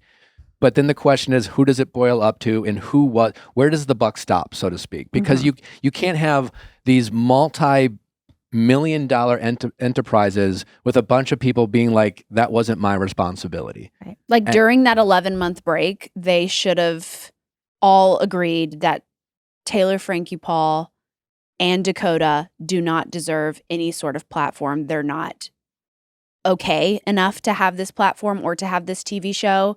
They clearly need help. There is something going on here. There is a bigger picture, and they should not have been handed the pressure of this franchise and clearly like supporting her family, the pressure of the Bachelorette. Like it shouldn't have been, she was not okay enough to and have again, all that. you can see this video and you can condemn it for what it is, and it's a horrifying video, and I think you can still have empathy for the situation that Taylor was put in, and I still think you can think it's really gross after we kind of consider how this all went down. And again, this video happened in 2023. I think most people would agree the show never should have gotten green light, and she would have been better off than propping her up, building her up, setting her up, putting her on this massive platform, and then destroying her. And again, even if this video doesn't come out, the way they set up season 4 going into The Bachelorette, it was going to be horrific for her, without question. People, you know, all the Bachelor fans that didn't watch Secret Lives were going to start, you know, seeing clips, and when it got real messy on the show, they were going to start looking at all these things, and it was just going to be a horrific experience for Taylor, no matter what. And I find that to be deplorable. Yeah. Yeah. So I'm going to ask you again, and Susie, is this the end of the Bachelor franchise? I mean, I probably, I don't know. It's hard to say because you go back to like, what is it about? Is it about ratings? I mean, if they were to insist to cast, like right now, there's a lot of eyes on Bachelor Nation and the show itself. So if they decided to make another show, it would have hype. Yeah. There would be interest. Right. And I guarantee you Warner Brothers feels like they got screwed by the people at Disney. And again, that's not to say that they weren't responsible. Again, whoever they decided to hire or how they chose to run that franchise, there's a lot of criticism. I think they were wildly underprepared. I don't think they had the expertise to know what to do to how to handle this franchise, and how those decisions are made, I don't know. but there was just so much negligence on so many areas across Disney, Warner Brothers, the production of Secret Lives, that like this never should have happened. Mhm. And I had someone like a friend talk about like it almost reminds them of the housing crisis, like The Big Short, where it was like for Secret Lives, it was everyone's making money, it's like they couldn't do anything wrong, and people just lost the plot. Yeah. And then it all caught up with them and came crashing down. Yeah. But at the end of the day, again, I think people just need to be reminded there are some serious victims in this situation. Starting with the children. And many people after that. And I think there's more questions to be answered and asked. I think a lot more that's going to come out. But I hope we did a good job just sending the groundwork or painting an accurate picture of how this happened. Yeah. And why it didn't need to happen and how dark of a situation this is for everyone involved. I actually have no idea if it will continue or not. Like, I genuinely think it's 50-50. I'm curious, as somebody that has been reporting on it and watch it, you consume it. Do you think would fans be receptive if they were to do something, if they just went in a different direction or did something else? Do you think fans would appreciate it or watch? I think fans would watch. It's tough because I don't think it'd be responsible, in my personal opinion, to air. Interesting. I think it would do well. I think it would, of course, do well. I think if the Bachelor franchise is going to continue, I say go full like fun Paradise. Just skip over this and just go into Paradise next summer. Let the like air settle. Do you think they should? You think give these men an opportunity on Paradise? We have breaking news. Jordan has just filed a restraining order against Jesse, according to court documents obtained by TMZ. And she filed an opposition to the TRO the same day. Oh, let me pull up the docket real quick, because he filed for divorce, right? Yeah. If he filed for divorce last week, filing a civil protective order filing a civil protective order is done online. It's the same thing that Dakota did, and it can start to set what the custody arrangement looks like while the divorce is pending. So let me pull those up real quick. We know that Jesse and Jordan are getting divorced. Clearly, there's a lot of information coming out. This speaks to this is an ongoing story, and the fallout continues. And again, this speaks to I don't think Secret Lives has a future. Not this cast. Yeah. I think there's a world that they can do a spinoff. But I just don't, with all this toxicity and all this darkness centered around this cast, things have clearly fallen off the rails. It's like, as a culture, we need to see this and be like, okay, do we need to take a step back? And my experience with Jordan has not been very positive. My experience with Jesse has been. It's really giving that Jordan's following Dakota's lead, but that's just speculation at this point. I think obviously let's just see how things play out. But again, it's important to condemn this video. I think you can still have empathy for Taylor. And I think, in our experience, we've become friends with her over the years and gotten to know her. I've seen her bring a lot of joy to a lot of people's lives, and again, that doesn't in any, but this is just a really sad situation, and it doesn't need to happen. And I just think there are a lot of humans in here that just no one looked out for them. No one gave a fuck about them. And I think the question is who benefited from not looking into it, staying silent, not bringing up a video? There's a lot of people who benefited from not bringing this to light much sooner than it did. And maybe they didn't, because now they're losing money. Ultimately, millions, around probably 50 to 60 million is going to be lost if this doesn't air. What are you able to find, Emily? All right. So with relation to the divorce of Jesse and Jordan that was filed on March 19th, the same day that the video came out, the same day that everybody was at the courthouse, there was a domestic relations injunction that is pretty standard filed that day. But then after that, a temporary restraining order was requested on March 20th. And then an opposition was also filed on March 20th. But everything on the docket from March 20th is sealed. Everything and the oppositions are sealed. So there is quite a bit of litigation that happened on March 20th. all of it sealed. All of it was requested to seal the entire case file. So if any documents are obtained from this docket, there is always an outside possibility that they were public for just a blip, but that's incredibly unlikely. However, there is nothing inherently improper about parties providing those to TMZ. It just becomes a more directed placement. It's not that they're obtained through the court docket, because the entire court docket, less of very few things, are sealed, and a request to keep the case sealed is all from March 20th. So that was all done then, and the motion for the restraining orders and the oppositions are all within that divorce docket that started on the 19th, the same day that everything else. Yeah, and hit the TMZ says news. they did see the court docs, so someone did show them to them. If, like you said, they may have been, as we know, they may have been public for a few minutes, but Yeah. But they would have needed what, heads up? It's unlikely to me, based on this docket, that they would have been public for a blip, because I don't see a filing on there that indicates where it was asked to seal those or remove those from the public docket.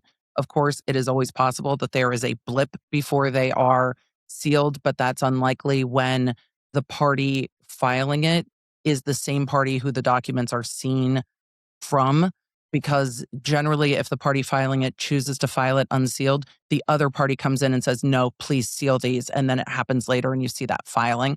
And that's not what I'm seeing on this docket.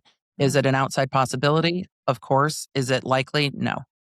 Well, a lot more that I'm sure we'll get into as this all unfolds. I just want to thank both Emilys for joining us. You've been super helpful, and I hope you guys all appreciated this conversation. And again, it's a lot of gratitude to both you women for helping us have this conversation.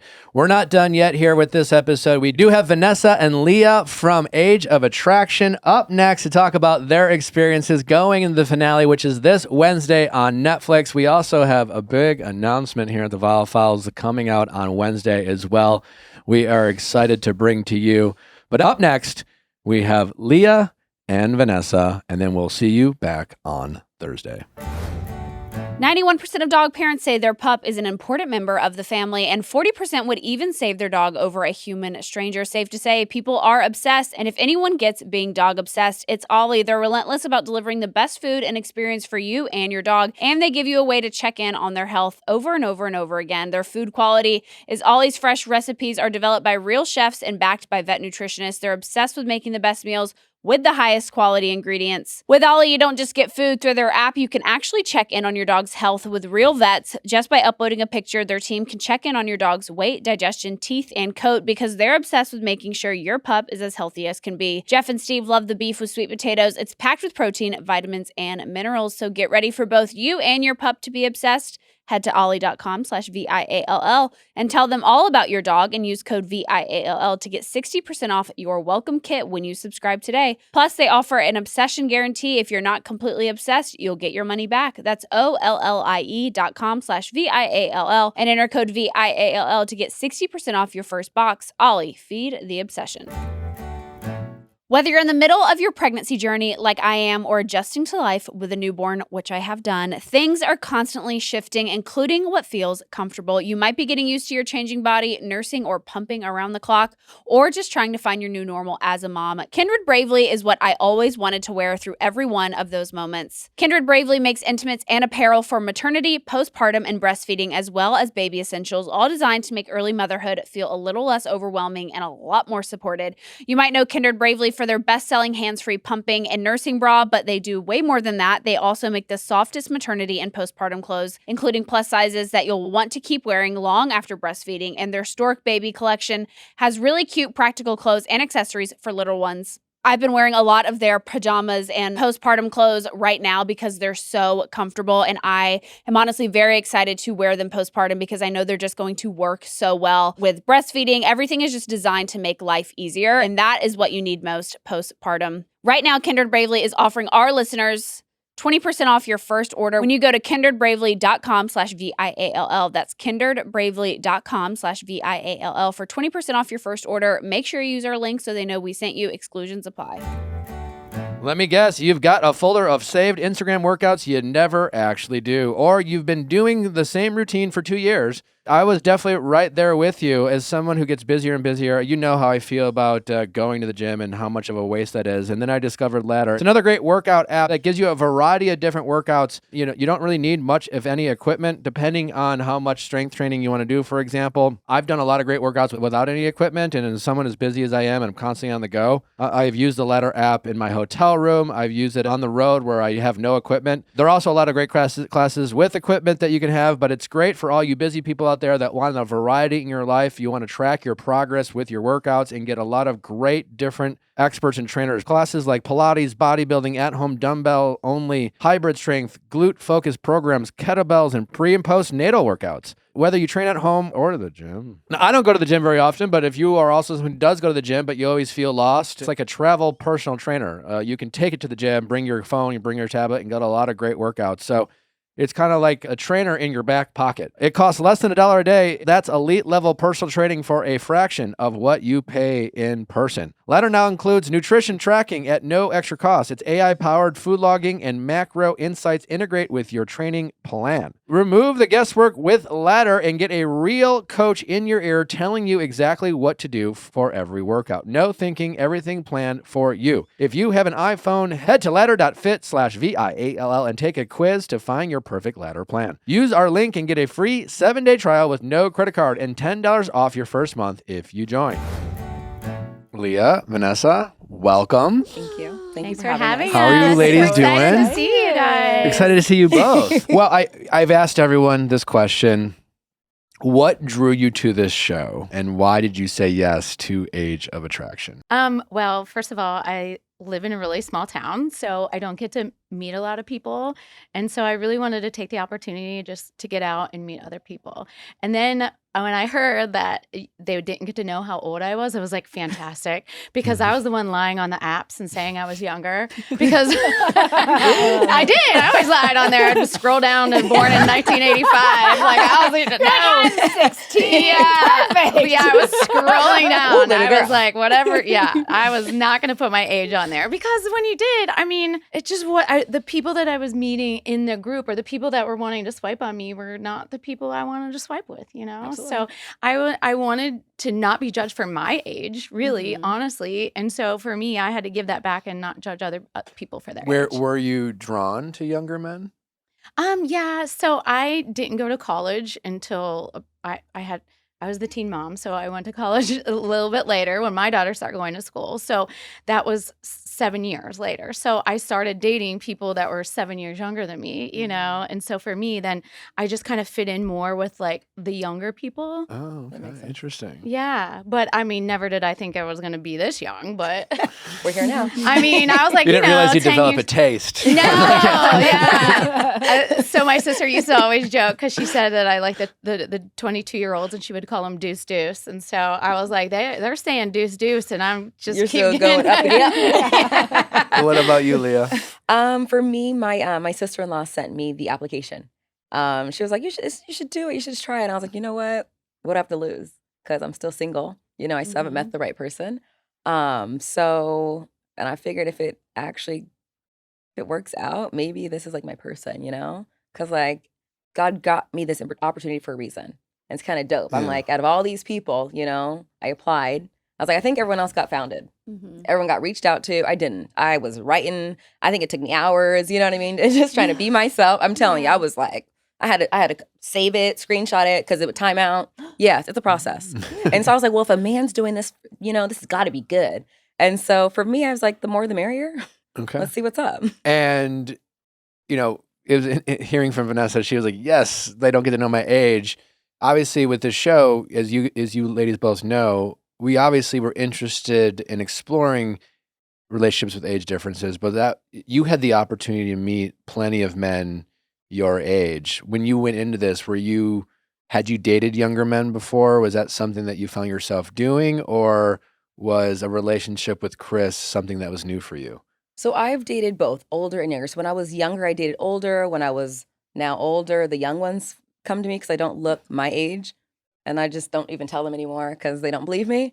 And so when Chris came, 26, I was like, you know what? He said he came to me very confidently, like the way he looked at me, and then he said he made money. I was like, well, sounds like he's set, you know? He knows what he wants and who he is. So I'm like, well, why not? I mean, I've dated other 20 or, upper 20s, and it was fine. We did see that you, Vanessa, you explored Chris. Yes. It ultimately did not work out. Explored is so heavy. How was that Explored. How was explorations? You went on a journey with Chris. You did an experiment with Chris. Sure did. What was it about Chris that just didn't work for you? He did come on kind of strongly in the beginning, and I was just, open to it. But then as I got to talk to him a little bit more, I just felt like there was a disconnect. Like I just felt we weren't aligning, and for me, I thought there's got to be this isn't it for me, so there was a disconnect. At the pier is when you find out, when we first all get to Vancouver, right? You find out for the first time that was a thing. First, did you think that she knew going into that? Yes. I assumed, because I had spoken with my partner about it, so I assumed that they would. But you had conversations. We saw you kind of work through that. Was that a hard thing for you to work through? No, it was, we literally, once we were able to talk about it, I let him know what was going on, how I felt, and we sat on the couch, and I just told him how I felt. And I told him, I was like, I felt very alone. Like, I didn't know, like, everyone knew, because Vanessa had told her partner, I'm pretty sure probably ASAP. And then Chris went this whole time and never even crossed his mind to tell me. And so for me, I'm like, well, why? Because he literally harped on the fact that he's such a good communicator. He's like, I'm a great communicator. I was like, okay, awesome. And then, he does speeches for a living. I was like, great. And then when push came to shove, he couldn't even just let me know what happened. Because we weren't even dating, so I wouldn't have even been mad at the fact. Right. I was just like, it'd just been nice a heads up instead of feeling blindsided. Because I thought everyone knew. I thought all the girls knew, all the men knew. And I was like, wow. Not everyone knew. Yeah, I know now. Yeah. I'm curious in that moment, with this show obviously being centered around like age differences, did you see that as a sign of immaturity from Chris and, it showed that he is younger? Or was that just more like, not like character, because that's kind of heavy, but like you can be a 40-year-old and withhold some important facts in dating as well. How did you see it in that moment? For me, because he did come across like, oh, I'm a great communicator. For me, it's like how do you say this? It's more of a character flaw, I would say. Because I can't say immaturity because he's had tough conversations with people, but I don't think he's had it with women. Because he also led me to believe like that he dated a lot of older women. And so then when I asked him, he was like, well, technically we didn't really date. We kind of just had like a thing. And so I was like, oh, so you're not even used to hard conversations in general. So I think that plays a huge role. And at that point, like, did you see it like an opportunity to like, how did you work through that difference with Chris in terms of, was it more of like a mistake and maybe you needed to like set new expectations of what you want in a relationship? Or I definitely had to set my boundaries and what I expect from a relationship, because we didn't get to spend as much time as all the other couples. We kind of were a last couple.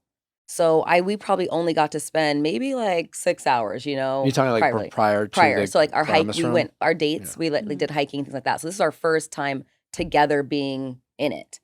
And so, yes, maybe he didn't want to ruffle any feathers. He didn't know how I would react. But it's like he didn't give me that chance to even react, because it's like at the end of the day, it's okay. Like we weren't even a couple. So like, of course, our whole goal here on the show is to find, to talk to everybody, do what you got to do, So for me, it's like he didn't even give me the benefit of the doubt. Right. But I do feel like when y'all had that conversation, once you finally did, it was a very quick, like nipped in the bud. Done. It didn't, for me, it didn't linger on. We squashed it, because once we talk about it, forgive and forget, and then we're moving past it. Totally. Like I don't let things linger. It's not that serious. Right. Vanessa, was the comment Logan made about visual age gaps? Yeah, I didn't know how to take that, honestly, because maybe people just lie and gas me up and tell me that they think I look younger than my age. So when he just put it out there like that, I was kind of speechless, actually. Did he ever apologize? Oh, immediately. I think after he said it, like he knew. It's like when your puppy bites you and they're like, "Oh, I shouldn't have done that." Like, "Oh, that was not good." A big part of your storyline with you and Logan was the lack of intimacy early on, Yes. which is just kind of a fascinating conversation between men and women, and how that conversation goes when Also, very relatable conversation. like Yeah. when the women are feeling like maybe they're not getting what they need in the bedroom versus when a man might feel that. I'm just curious, like, how can you just walk us through what was going on? Yeah, how did you want Yeah. to go about communicating that? So it was interesting for me because you think like you're with a young guy and everyone's like, oh, they have so Yeah. much stamina and they're so virile and it's just going to be like this fun. I was expecting fireworks on the 4th of July and I was getting cold sandwiches on Memorial Day. Like there was just like nothing happening. And then I started to question it, like maybe he isn't attracted to me, So I did have the conversations with him and he's like devoutly religious, which I didn't really know that going into it. And he's, this was something he was concerned about, how he would look and his religion and that sort of thing. Do you feel like having the conversation with Teresa and kind of finding out like, oh, maybe everyone else is having sex, did that kind of get in your head a little bit of like, why am I the only one out that's not? Yeah, I mean, having that conversation, it kind of put things in perspective to me because I felt like, yeah, they're doing that, but then I felt also that like Logan was trying to go for something deeper, that he wasn't just like, hey, this is just going to be like a cheap fling while I'm in Vancouver, like Yeah. I think he was being a little bit more intentional and more thoughtful. So after that conversation, it actually made me think better of him. No, totally. I mean, Yeah. it definitely, Yeah. his answer was very respectful. Mhm. And I appreciated that answer a lot Yeah. than I think maybe what I would have expected him to say. It was a Yeah. nice surprise to hear Yeah. that from him. And I guess how were you able to get out of your head and believe him versus, as they say, the comparison's a thief of joy, Yeah. and just be like, oh, is that a line? Are you making Yeah. that up, or is this? Well, I think coming from- after a while, like the tension built up and he couldn't hold out any longer. Get a I girl. would say, like, That's what I'm talking about. he's so religious. He waited 3 days. Yeah, he took his cross necklace off and I knew what time it was. Oh, I love it. That's great. Leah, with you and Chris, it was a fascinating conversation about, I guess, quality time was really what that disconnect seemed to be about with you two. Chris kind of described he's, it's like, I really like her and I like spending time with her, but like all day, and you obviously, at least that's what it seemed like. Quality Right, that's time it. is a important in terms of your love languages, and you really wanted to share this very limited time overall for you guys to get to know each other. Right. But yeah, could you just speak on that a little bit Okay. more from your point of view on that disconnect that we got to see with you and Chris? Yeah. Okay. So if in Whistler, me and Chris probably went on like 3 dates. So we probably maybe spent like a couple of hours each time. And then we go to Vancouver and we have our first brunch date and we have a great time. We have a great time at brunch. And then we get back home and I'm like, all right, let's keep the party going. You know what I mean? I'm like, all right, this is great. And then he was like, I'm going to take a shower and go to the gym or take a nap. And I was like, that's it? Yeah, We just- no, I think it was nap, shower, gym. Yeah. And I was like, we just like, we got turned up. We're like this. And I was like, that's it. And that was it. And so then for me, I was just left to sit on the couch with no TV, no nothing. And I'm like, all right, this is what I signed up for? Because you have to realize, like, so different when you think, there's no TV, you have no phone, you have like Yeah. nothing else to I had a do. book. I had a He book, left you guys. And I was like, That is important. I didn't even yeah, know about that's like, I literally was like, this is it. And then for me, I'm like, we just had such a great time. I thought we were going to just talk and just, for me, quality time isn't with the camera in our face, you know what I'm saying? Like, that's off the camera so you can get to really know somebody. So for me, it's like, I didn't get to really see Chris unless we had that camera. Does that make sense? Mhm. Yeah. So for me, I'm like, okay, well, we filmed, like, well, let's actually just get to hang out now and be us and just relax and kick it. And he was like, going to sleep. How long did you nap for? I couldn't tell you because I probably went to the gym. Well, I think I read my book and then I left. Okay. There's just no point. Like, what's the point?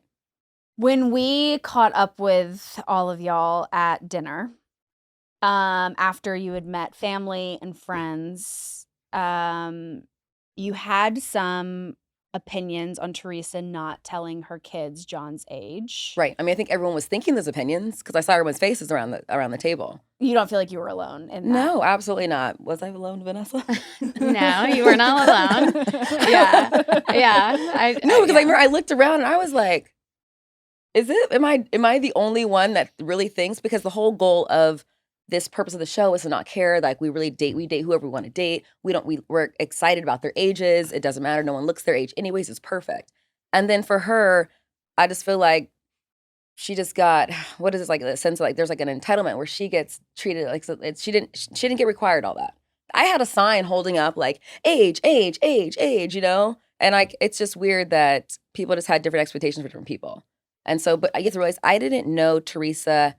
I know her like that. So I didn't know her she had kids. I knew she had kids. I didn't know how many. Mhm. I didn't know her kids were older than John. So that's why I had a conversation. I asked, I was like, oh, well, how old are your children? And then she was like, oh, so that's why I was like, one's 29. I get it now. So I was like, I understand. Okay. I get what you're saying because I didn't know.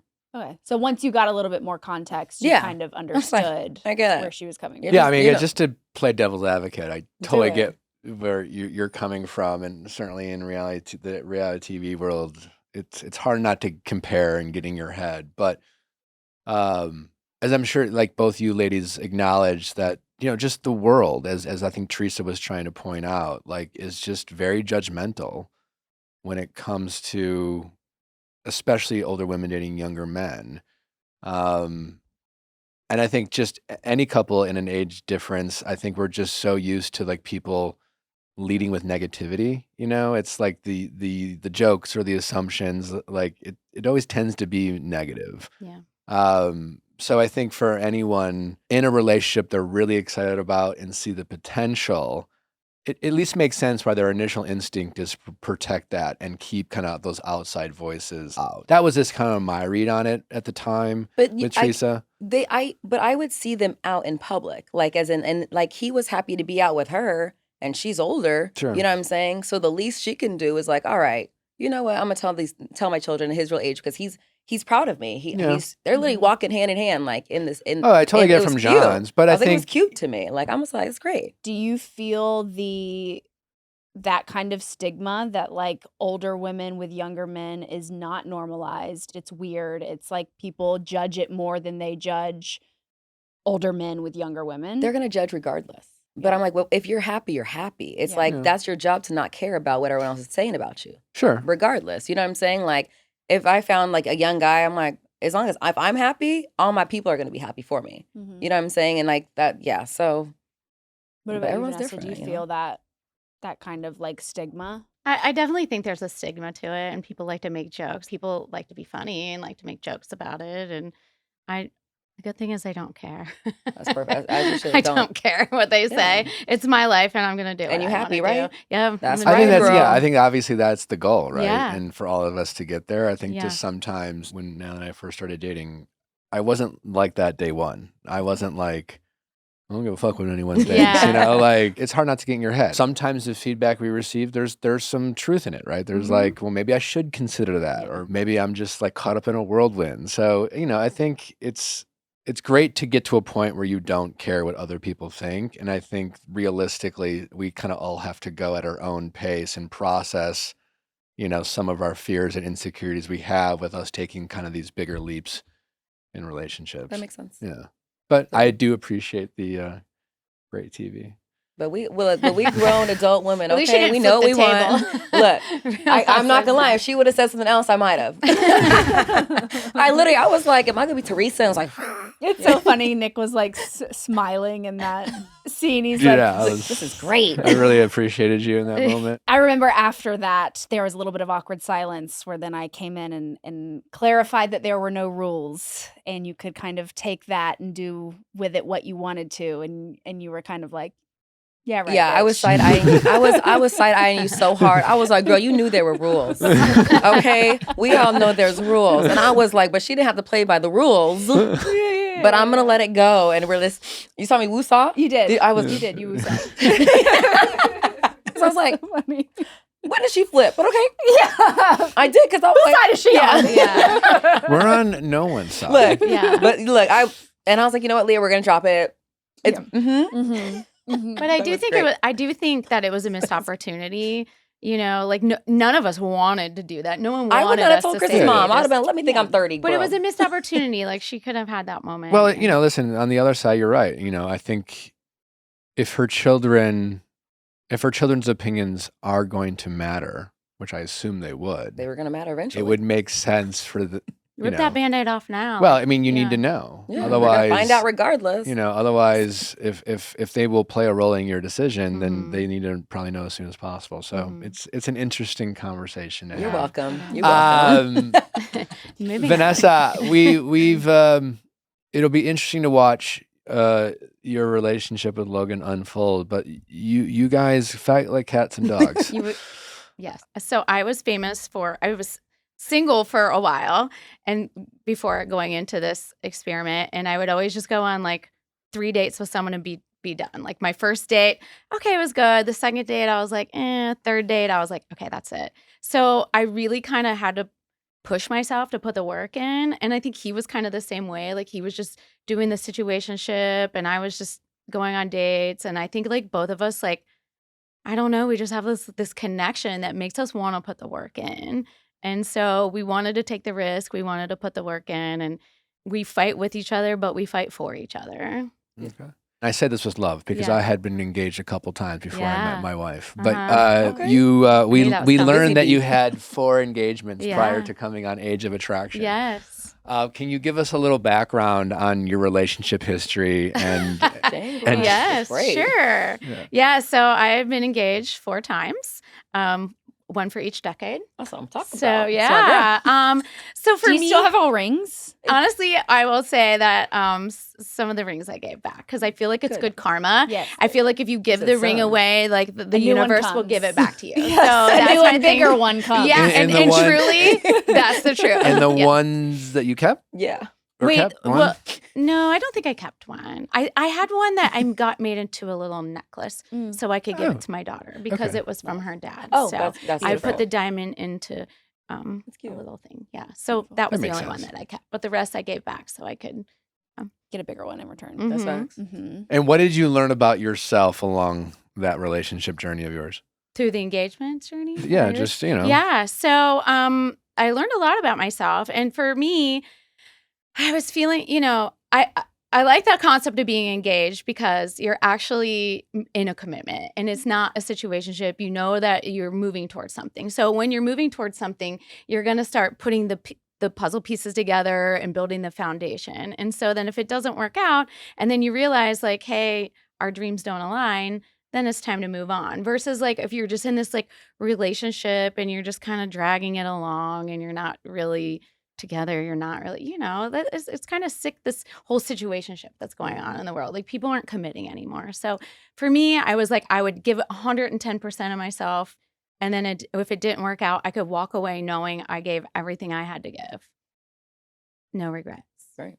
Well, we are excited to see the rest of your ladies' journey Dun, as dun, it dun. unfolds. See what happens at the finale. See where you are after that. But it's been a fun ride so Yeah, far. and Oh, yeah. thanks for being a part of this new journey and this new show. And we were it was great. We really enjoyed the whole cast. And we've said this many times already with this show, but it was just a very likable cast, you ladies included. And it was just, We're great. it was great to be a part of the show that showed like a lot of really interesting relationship conversations with a bunch of people that like we can root for and see the good in, and you all bring interesting perspectives. And, it just is someone who's like you had a lot of meaningful relationships prior to meeting my wife. Like I think sometimes we feel like if we've tried and failed a few times early in life that we come into new relationships as damaged goods. And I just like to think it's more like we have an opportunity to It's learn growth. and be Yeah. better. So thank you both for being a part of this journey with us. And it was just a pleasure to have you on. Thank you for having us. was my you pleasure, guys. too. You guys were So wonderful. fun.